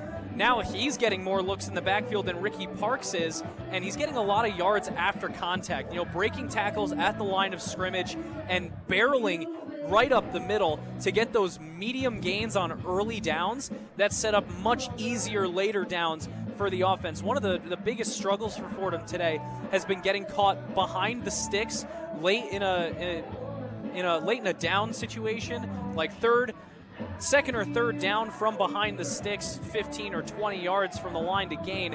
Instead now Fordham playing ahead of the sticks, and they're going to need to stay ahead of the sticks if they want to get back into this game. Yeah, Tucker, and as you briefly mentioned, the early downs really important for this Fordham team. They've been a struggle all year long. We've seen the struggles today, but we've also seen today when they're able to get big yards on that first and second down, it makes the whole process of moving those chains a lot more manageable. Absolutely, and usually, they've gone to the wide receiver screen a lot this season. They went to it a lot in the first half. They've kind of gotten away from it here in the second half, but usually when the blocks work the way that they're supposed to, they can get that medium gain on the outside from the screens. It hasn't been there today, but now they're discovering different ways to pick up those chunk plays in early downs. 11 minutes exactly on this fourth quarter clock and the game clock. 17-7, Richmond lead over the Fordham Rams. Fordham on their best drive of the afternoon, 4 plays and 36 yards so far. 2nd and 2, ball on the Richmond 34. Gunnar Smith set up in the shotgun. 2nd and short, 2 receivers to his left and 1 to his right. Benton by himself on the right side. Lee Lewis set up to the left of his quarterback. Fakes the handoff, looks to throw, finds Jaden Allen, middle of the field. Taken down right past the 25-yard line, calmed down at the 24. A 10-yard gain for the tight end, and another first down for the Fordham Rams. Fordham Rams now starting to march. Perfect execution of the tight end leak there. Jaden Allen feigned that he was blocking for the pass game and then leaked out from the line of scrimmage into the middle of the field with absolutely nobody near him for a medium gain. Fordham moving quickly after the first down. 1st and 10, ball in the Richmond 23. Fakes the handoff, throws just out of the reach of Noden Tracy. A beautiful ball from Gunnar Smith considering how hard he got hit in the backfield. Nonetheless, Tracy couldn't hold on to it, and that sets up second down. A shame that play couldn't have went better. Yeah, and Camden Bird was the man who got there moving around the edge, the D lineman for Richmond. He got to Gunnar Smith and forced the ball out, but it still was almost a completion over the middle of the field. Second team All-CAA last season for Bird, and he's been productive this season as well. 2nd and 10, fakes the handoff, runs it himself. Smith on the near sideline, past the 15, taken down at the 13. Bit shaken up after the play, but nice 10-yard gain to move the Fordham Rams once again. Another first down. Well, Gunnar Smith, like he does pretty much every week, has been taking a beating today. Not a first down. It'll be 3rd and 1, just a yard short, and a really, really tense play coming up for the Fordham offense. 3rd and 1. Richmond 14. Want to shout out the misdirection on that last play, though. They brought Troy Worrell all the way from the right side in motion, faked that handoff, faked another handoff, and then went to the right. Jack Benton with the block on the right side. It's going to be Gunnar Smith in the shotgun. Running back to his right. Worrell running in motion, fakes the handoff, runs it himself again. Smith almost running over defenders, finally taken down at the 3-yard line. Another 11-yard gain for Smith, 20 yards on the last 2 gains for Smith, and he has his team within 3 yards of the end zone, 1st and goal. Well, Chris, all I can say after the way this drive has now been going is that Fordham better have an ice bath ready on the sideline for Gunnar Smith after this one. Gunnar Smith looked like he was hurting a little bit on the last run and then ran it again. 1st and goal from the 3. Tracy in motion, fakes it to him in motion, decides to run it. That one doesn't get far, about 1 yard on the gain, setting up 2nd and goal from the 2. It's Kaiser back there getting running back touches. His second touch so far of the game. Not the first time that Fordham has gone to Kaiser in a close yardage situation near the end zone. He kind of plays almost a fullback role in that way. Similar to Jacob Rodriguez, another guy doesn't get a ton of touches but does get them around the end zone. Shotgun formation, 8:30 and counting on this fourth quarter clock. Second and goal from the 4. Smith claps for the snap. Hands it off. A bit of a scrum around the end zone, and he's pushed into the end zone. Touchdown Kaiser, touchdown Fordham. Fordham gets back within one possession and gets their second touchdown of the afternoon. Well, just like we said, Chris, they go to Kaiser in some short yardage situations, especially close to the end zone. He plays that sort of battering ram role in this running back room for the Fordham Rams, and he does just that, barreling through contact at the line of scrimmage, churning his legs to get those last 4 yards and into the end zone for the score, awaiting the extra point. And it seems like there's movement on the line of scrimmage as well. Bennett Henderson about to kick that one off, and flags fly everywhere. As competitive of an outing as Fordham has had on the road all season long. It's not close. Offsides defense that'll move the extra point even closer for Bennett Henderson. Will Hazlitt, the starting kicker, or the starting punter rather, for this Fordham unit out, Dominic Sansone in, and Hazlitt taking over duties holding for Bennett Henderson. Henderson trying to kick away the extra point. Sweeps the right leg, and it's good. Good on the extra point, and the Fordham Rams are back within 3 with 8:18 to go in this fourth quarter. 17-14, Richmond Spiders lead. They may lead, but they don't have all the momentum. The momentum is with the Fordham Rams. And Chris, you know, we talked about sort of the, you know, how much a game can swing off of a turnover. And, you know, Fordham was really looking down the barrel of a multiple score game after Gunnar Smith fumbled that ball. Yeah. Richmond was deep in their territory looking to score, but then you come up with that pick against Wickersham. Drew Minnick bringing the ball down, and then Fordham takes that possession and goes the length of the field. They find the end zone, and this is a completely different game, Chris. That's a 14-point swing between the Minnick interception and now Fordham finding a way into the end zone. There are 8 minutes left in this football game. It is a 3-point ball game.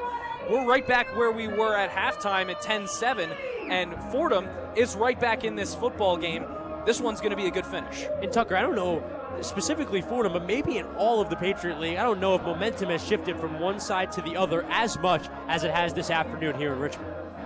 No, I mean, there were times in this game when Richmond had all of the momentum. I mean, really all of it. You go all the way back to that first quarter. They scored on the first possession, and the defense for Fordham really didn't look like they had anything to stop the Richmond Spiders. Since then, though, the defense has really stood strong, and Fordham continued to develop more momentum as the first half came to an end. You add those 2 blocked field goals, that's such a high-energy play that really keeps your team engaged in the game and just keeps their energy levels up. But then things start to get away.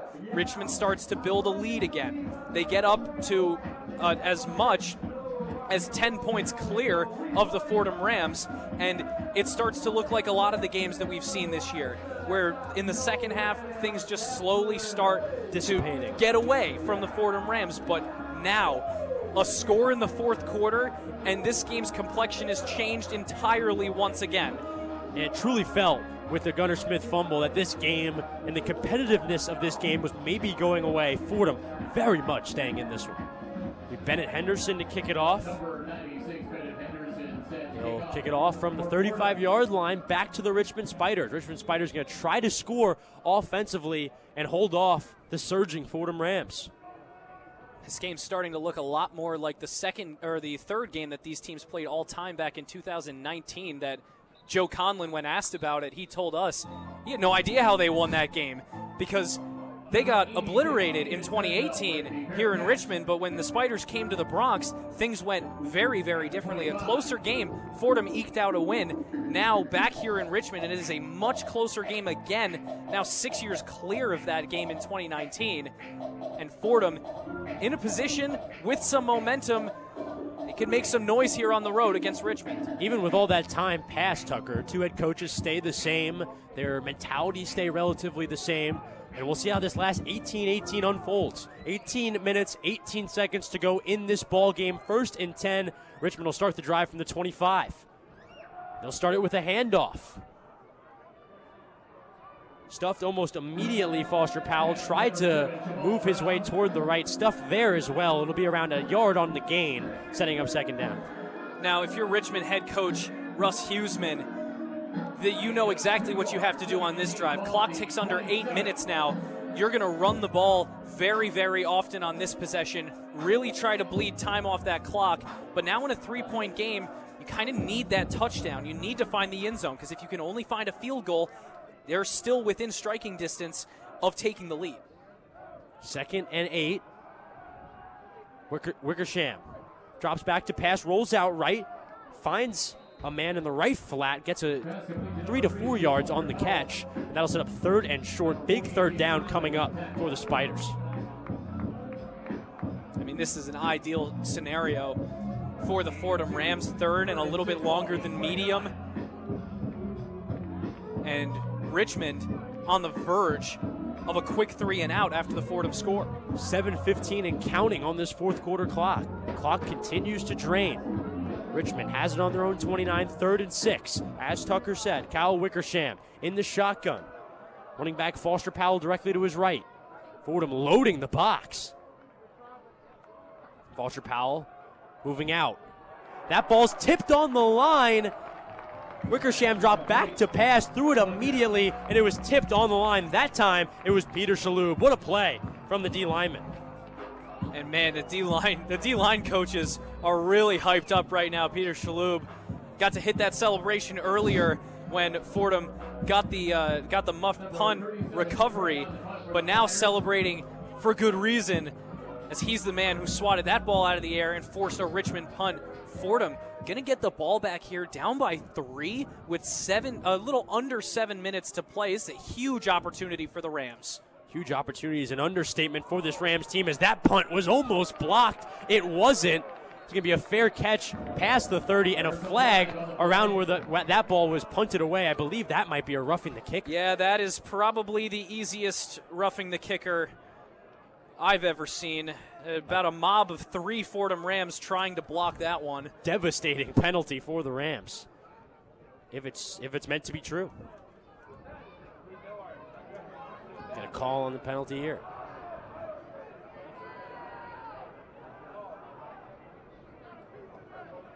Officials communicating with Huseman on the Richmond sideline. Still not giving an official ruling. Someone tells Huseman you hear a little to figure hot it out mic there. Running into the kicker. And it's running into. So It'll be 1st down, Richmond. See, the penalty was declined, but it's a 1st down for Richmond. How does that work? This is interesting. I think. Oh, well, this is something else. I'm not really sure how this has developed. So it was kicked off just now. Yeah, it was punted. By Ned Gray. It was punted. Richmond kicks it off. It was a fair catch made around the 30 for Fordham. We thought there was major contact around the punter, so we thought there would be a penalty. There was. Contact with the punter was called, but then declined. The penalty was declined, and Richmond has the ball. He definitely meant Fordham. Oh, because the Fordham offense is on the field right now. Blender. Yes, the Fordham offense is on the field right now, talking it over with Joe Conlon. They're going to get possession inside their own 30. Although I think this has to be what it is. It's not roughing the kicker, which is an automatic 1st down. It's running into, which is a shorter penalty. And so I don't think that Richmond would have gotten the automatic 1st from the amount of yardage they were going to get from running. So they decided to decline it and take the punt that had occurred on the field to pin Fordham back. We finally figured that out. Tucker, I think you have it. I believe that's what happened.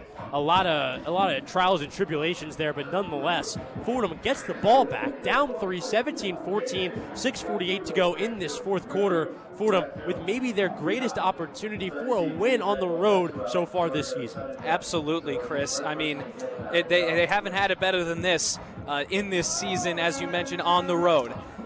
With 6:48 left in this game, it's going to be pretty interesting. They do trail, so the impetus is still on them to score as quickly as possible. They don't really want to be draining the clock here, especially because say they manage to take 6 minutes off the clock here and are kicking a field goal. Now you need to make that field goal to force it to overtime. I think if you're the Fordham Rams here, the defense, once again, they've been playing so well this afternoon that you have the ability, you have the freedom, if you wanted to go down the field, punch it in as quickly as possible, and then force Richmond to play more offense. Now, of course, they don't necessarily have the freedom to get all the way down the field. Say, easier said than done. Exactly. Sure. The execution has to still be there from the offense, but on the most recent drive that they put together, they executed almost to perfection and managed to find the end zone. Fordham finds themselves in a dogfight. The offense runs out on the field. They'll start this drive on their own 27. Ball downed on the Fordham 27. 1st and 10 for Gunnar Smith and his offense. In the shotgun, Ricky Parks directly to his left. Claps for the snap. Gives it to Ricky. Ricky runs it up the middle. Gets around a yard or 2 on that play. That'll set up 2nd down. Fordham with a real chance here. 6:34 and counting on this fourth quarter clock. 17-14 Richmond lead. As I said, about as competitive of an effort as Fordham has given all season on the road. 2nd and 7. Ball on their own 30. Park shifts to the right of Smith. Smith in the shotgun. Fakes the snap, rolls out right. Avoids a lineman. Pass to Allen is caught. Through a 50-50 ball to Allen, who corrals it right before the 40-yard line. 1st down for the Rams. They move the chains. That, Chris, is what we like to call a hands catch from the Fordham tight end, Jaden Allen, that time. He went up with 2 hands in the air, grabbed that ball with both hands, and came down with it with 2 feet. That one's good on Sundays. After the 1st down, Fordham trying to move quickly, and there's some movement on the line. This might be a false start on the center. Yeah. All right, illegal snap. Fair enough, same difference. Illegal snap on Dylan Haynes, the center for Fordham there. Dylan Haynes started every game for the Rams so far this season. The junior center. That's really costly, though, for this Rams team. Absolutely. Because after you get a 1st down play, on the very next play, you commit another mistake, another penalty, and it backs you up behind the sticks again, a place they cannot afford to be right now. Yeah. Ball now down on the 33, 1st and 10. Fake handoff to Parks, drops back to pass, looking near sideline, and that one thrown just under Jabril Carter. Carter again beating his man down the sideline, and that ball just not able to make it to him. Gotta say, though, that'll lead to 2nd down. Textbook defense from Jordan Allen that time for the Richmond Spiders. I mean, to keep his hand on the receiver, but to still not draw the flag and just guide Jabril Carter away from the football, further down the field and closer to the sideline away from where Gunnar Smith left that ball. 2nd and 15 for the Rams after that play. Ball still on their own 33-yard line. Smith in the shotgun. Smith clapping for the snap, fakes the handoff to James, throws far sideline, throws it over the head of Worrell. Worrell in double coverage. That one sails into the Richmond sideline. That sets up 3rd down. 3rd and 15. Fordham's been trying to get Troy Worrell involved in this game offensively. He's had an impact on the special teams side, but every time seemingly that they target Troy Worrell, they just has so many guys covering him, or it's some kind of a motion play that just doesn't get going. Big 3rd down, biggest 3rd down of the evening. Rams set up in the shotgun, 3rd and 15, on their own 33. Parks to the left of the quarterback, fakes the handoff. Smith to pass, far sideline. Heavy coverage there, breaks up the pass. C.J. Frazier, the junior, breaks up the pass intended for Noden Tracy. That's another stop on 3 downs for the Richmond defense. What play from the Richmond defense all afternoon long. I know we've talked about Fordham's defense. Richmond defense has also been really impressive. Yeah, and, at times in this game, Coach Huseman for Richmond has pulled some plays out of Coach Conlon's handbook. That time, Conlon going into Huseman's handbook a little bit. He went with a deep comeback route away from the defense and towards the sideline, way downfield on the far side to the left, but they just couldn't quite make the connection. Ball off the hands of the receiver. C.J. Frazier all over that one, ran the route for the receiver himself. Samson, FUV zone, kicking that one off from his own 25. That one goes all the way to the other Richmond 20, and a massive tackle again. Who else? Drew Minnick on special teams, and he gives Richmond not as good a field position as they had maybe had hoped. Drew Minnick, you are a menace to the University of Richmond this afternoon. He has been flying all over the field, and not just looking for tackles, Chris, but making the smart plays and looking to punch his hand in there. I've seen him. He's been swinging all day, not at other players, but at the football, Chris, trying to knock that ball loose and cause a turnover. He's got a Hall of Fame punch out on the video game, and he's been a difference maker not only on special teams, on defense, just anywhere, anytime he's on the field. 5:09 to go in this fourth quarter. 17-14, Richmond still leads. 1st and 10 from their own 24. It's going to be a handoff up the middle. Once again, their running back, Foster Powell, gets that one. Doesn't get many yards on it. That'll set up 2nd down. Similarly to Fordham, Richmond has trouble in those early yardage situations. Yeah, but now I think you could probably chalk that up to just predictive game planning at this point in the game.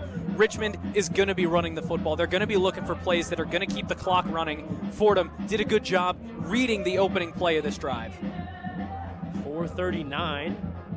Valerie leading into our 2nd down here. 2nd and 10. Ball on Richmond's 24. 4:30 and counting on the fourth quarter clock.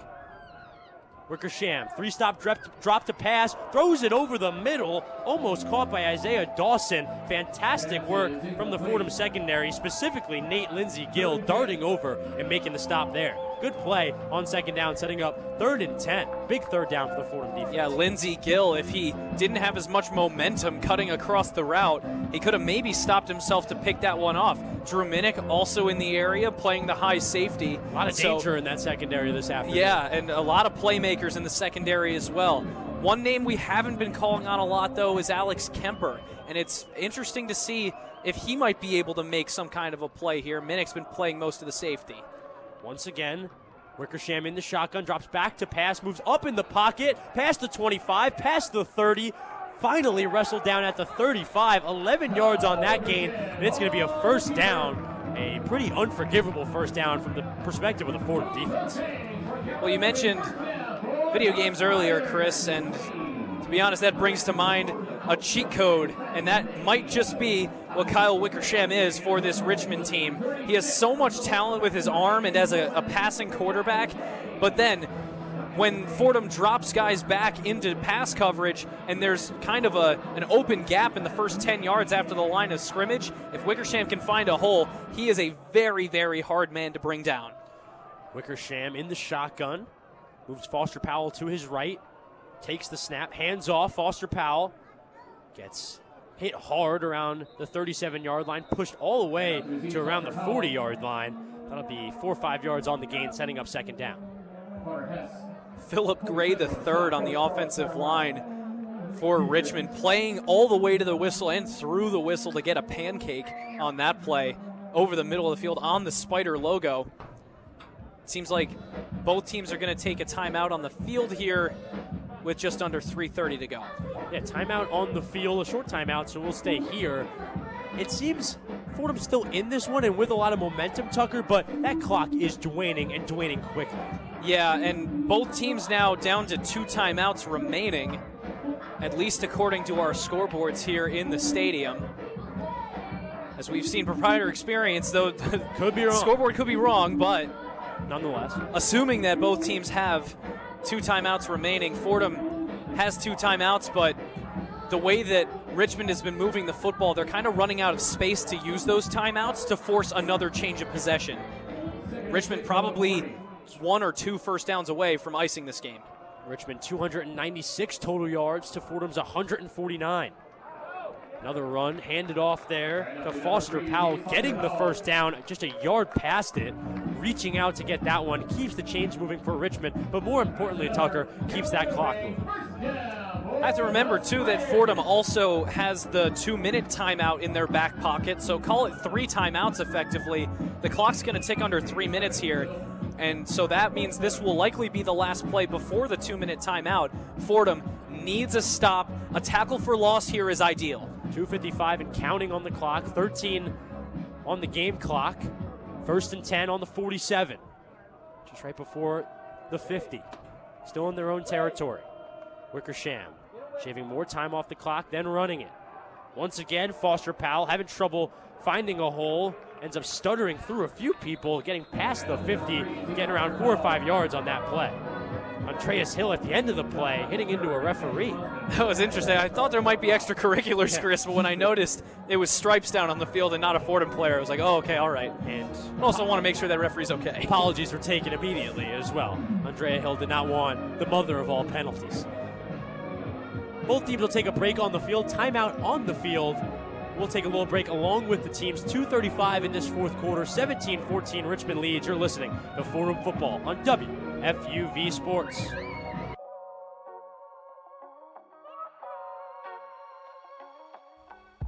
Hi, I'm Mary Hawthorne, one of your hosts on WFUV's tennis podcast, Cross the Line. From breakdowns of majors to courtside US Open coverage, we've got you covered on all things tennis from the ATP and WTA. Tune in to weekly episodes of Cross the Line on YouTube and featured segments on One-on-One. Cross the Line, WFUV's home court for tennis.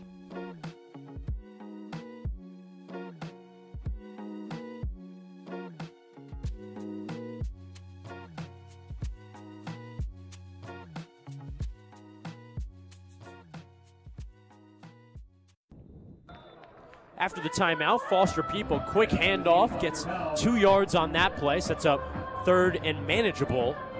And it seems like the rest of this clock will tick off to the 2-minute warning. 30 seconds on the game clock, 2:17. I'm just watching Joe Conlon right now. He's standing right next to the line judge, Christian Keel, waiting to maybe take timeout, but it seems like Richmond is going to let this one go to the 2-minute timeout. So Fordham will keep a timeout. They called the timeout to send us to break the last time, as the clock goes to 2 minutes flat. 2-minute warning here in Richmond, Virginia. Wickersham and his offense letting that one drain out. As Tucker said, we thought we might see a timeout from Conlon there. Ends up not being the case. And Fordham, with 2 minutes, Tucker, need a stop defensively, need to keep Richmond from adding to their total on the scoreboard, and then they need to go score. Yeah, it's going to be a tall task here. Absolutely. For a defense that has played really well all day today, but you know, sometimes in this game of football, the clock is not on your side, and today the clock is not on Fordham's side, especially right now. But it is still a 3rd down situation. Fordham with a timeout in the pocket. If they can get this stop, they will force a punt from Richmond. I doubt they go for it on 4th down. They're nowhere close to field goal range. So, I mean, really, unless it's like 4th and 1. If it's like 4th and 1 or 4th and a half a yard, they would be across midfield. It would make sense to try and ice the game from there. But at the same time, if you're Richmond, I think you just pin Fordham as far back as you possibly can right now. And that's on the off chance, and that's on the chance, rather, that Richmond doesn't pick up this 1st down here. Because, I mean, a 1st down does effectively ice it here. Fordham can only stop the clock one more time. Yeah, Fordham with 1 timeout, Richmond with 2. Only 2 minutes to work with for both teams. Fordham using a timeout a play or two ago. Thought, as we just said, we thought we might see one there before the 2-minute warning. Ends up not being the case. Yeah, this series of downs started on Richmond's own 47-yard line.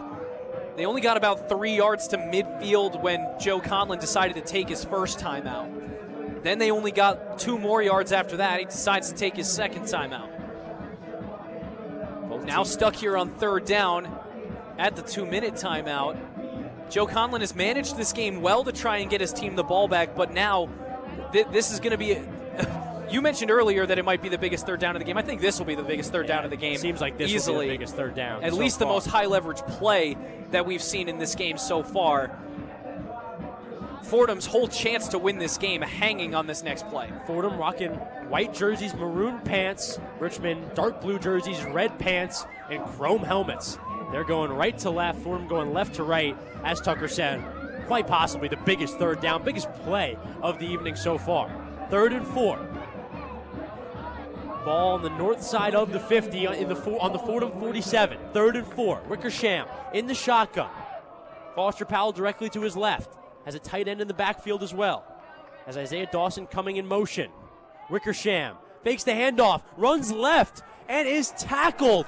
Taken down with a leg tackle from T.J. Jones II from behind, and a massive stop from the Fordham Rams. They'll get the ball back with a chance to tie or take the lead in this game. Well, that's exactly how you draw it up if you're Joe Conlon. He forces Richmond to try something creative to try and get that first down. It kind of blows up in Kyle Wickersham's face. He had absolutely nowhere to go on that left side. Fordham brought him down for no gain. Conlon out on the field immediately took timeout, and only 5 seconds came off the clock for Fordham to get this ball back. Obviously, some time will tick off during the punt, but really that is an ideal way to play the game around the 2-minute timeout in a close game. Ned Gray, a high leverage punt here. A lot of pressure on this punt for Ned Gray. He kicks this off on their side of the 40, on their side of the 50, call it the 47. 4th down. Gray will kick this one off on his own 40. That's where he's standing. Fordham returner standing just shy of the 10-yard line. Long and high kick for the Richmond Spiders. That one is caught right in front of the 15-yard line. That's where the drive will start, but there's some extracurriculars behind the return. Nate Lindsey-Gill and a Richmond defender on the play getting in some sort of fight. There might be a penalty. There is penalty. There's 2 penalty flags. There's 2 flags on the field, but I'm not sure if it's going to be against Fordham or Richmond. It seemed like a gunner and a punt coverage guy were both fighting each other near the 15-yard line. They both wound up on the turf near the 10. The flags came out because it was getting a little violent, but really it was kind of between both guys, although I have to say the Richmond player looked to be getting the brunt.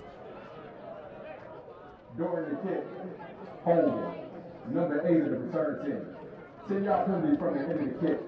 All right, well, holding doesn't really help Fordham either. Yeah, Nate Lindsey-Gill, figured there might be unnecessary roughness of some kind. The junior in the secondary picking up that one. He was the one we were talking about involved in the extracurriculars. And Fordham not helping themselves out on arguably their most important drive of the season so far. And Nate Lindsey-Gill was playing a great game, too, up until that point. But that is a really, really costly mistake. Holding on the punt return, especially the way punt returns have been going in this game, they almost never actually get returned. There was really no reason to hold his man there. Fordham drive starts. 1st and 10, ball on their own 8. 1:48. This is the game here. 17-14. Fordham trails by 3. Smith receiving pressure from the middle. Tosses it over to Jamel James. It's caught right around the 10-yard line. Caught around 3 yards on the gain. Escapes pressure. And Gunnar Smith avoiding disaster on that play. Clock on the move. They're going to have to go tempo. Checkdowns are not going to do it. Yeah, Smith working quickly. Still in the shotgun. James to his left. Dropping back to pass, looking far sideline. Find James in the flat. Another check down. You said checkdowns won't work. If you can get out of bounds like that, the checkdowns will work for now. That moves them even higher up the field. Don't think it was a first down. It'll be 3rd and short. Clock will stop. 1:24 on the clock when it did. 3rd down. You said it before. That the one I said wasn't, the one you said was. I think this one is officially the biggest 3rd down of the evening. 3rd and 3. Ball on their own 15. 1:24. Left to go in this 4th quarter. Smith in the shotgun. Fakes the handoff to James. Throws it far sideline. It's caught. Worrell catches it. Right past the first down marker. 1st down, and Fordham is moving. Chains move. Fordham moves. And their lives tonight, this afternoon very much stay alive. It almost looked like the far side judge got convinced to run the clock by the Richmond sideline, but I'm sure he was just tackled in bounds. And whistles here as that clock was moving.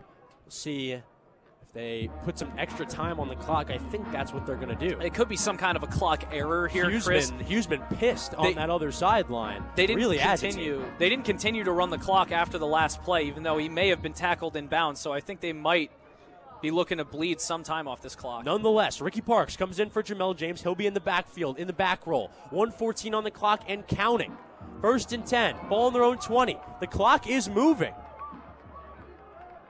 everyone on the Fordham offense looks confused. They finally snap it. Gunnar Smith, two-step drop, avoids pressure, rolls out right, looks deep, throws to Jaden Allen, 50-50 ball is intercepted. Once again, another big play by Lee Brunner, the fourth. And on that 50-50 ball, a dangerous throw from Smith leads to possibly the end of the Rams' evening. That's a tough way. Tucker, that's brutal. That's a tough way to end this game, Chris. It's the second interception on the afternoon for Gunnar Smith, really just trying to force it down the field. He had Jaden Allen, but really Jaden Allen was never open all day long. There was a defender right in front of him waiting to pick that ball off.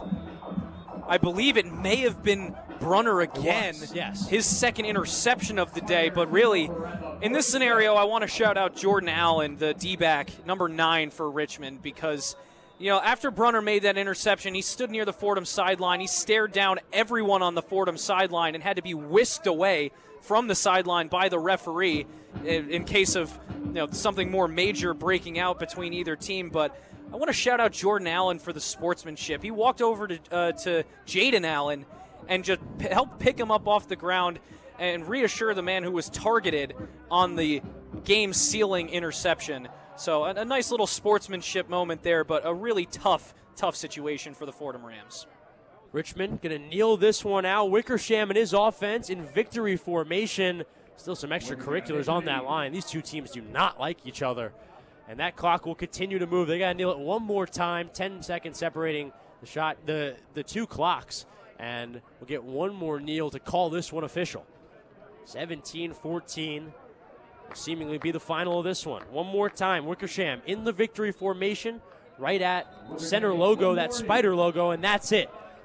Both sidelines will rush on the field, and that's it. The last 24 seconds will tick off the clock.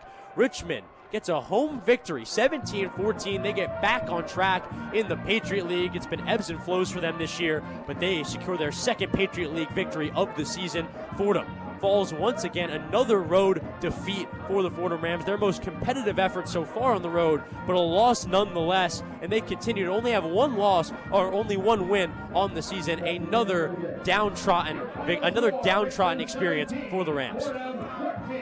The Rams' record falls to 1-8 overall, 1-4 in the conference. Meanwhile, Richmond goes to 5-4. They're above 500 now. But man, oh man, Chris, this game does not feel anything close to like how the other Fordham losses have felt this season, where things have sort of slowly but surely gotten away from the Rams and then wound up 2 scores down. This one hurts a little bit more because they were in the game all the way from the start of the first quarter until the final 2 minutes of the fourth. They had an opportunity to drive down the field, maybe tie, maybe take the lead, but it was just a series of unfortunate events between the holding on the punt and then they get 2 kind of small plays to start that drive. There's a miscommunication with the clock and whether or not it's going to be running. They lose like 10 seconds without snapping the football. And then Gunnar Smith, in kind of a panicked situation, tries to, as he's done all night, tries to make something out of nothing. But it turns into something for sure. It turned into an interception for Richmond, a game-sealing interception at that. But like you said, it's the most competitive game that the Fordham Rams have put together on the road this season. Really great to see because Fordham traveling this year has been a struggle. The offense put things together when they absolutely needed to. The defense, I think, played a complete football game today when that's been a struggle for them as well. It's so tough to see so many things that Fordham's been working on this season finally go well, but they still just can't get over the hump. A frustrating defeat here in Richmond, Virginia for the Fordham Rams. The Fordham Rams fall 17-14 over the Richmond Spiders. Richmond Spiders pick up a home victory. The Fordham Rams will be back in action next weekend, Saturday at 1 o'clock. That one is against Bucknell, back at home at Moglia Stadium. For now, for us in Richmond, Virginia, of course, want to thank my partner, Tucker Austin. Want to thank Kurt Sipple, the guy who makes the thing go, back in the studio. And, of course, want to send it back to our post-game report with Brendan Shorey and Ethan Wax. Take it away, guys. The one-on-one post-game report. Welcome into the Rose Hill Studios. Brendan Shorey here, joined by Ethan Wax, and we are actually going to bring our guys in. Chris Carrino and Tucker Austin, our two guys calling the game today. We're going to bring them in. We have a couple of questions for them. Guys, you there? Yeah, we got you. Yep. First off, congratulations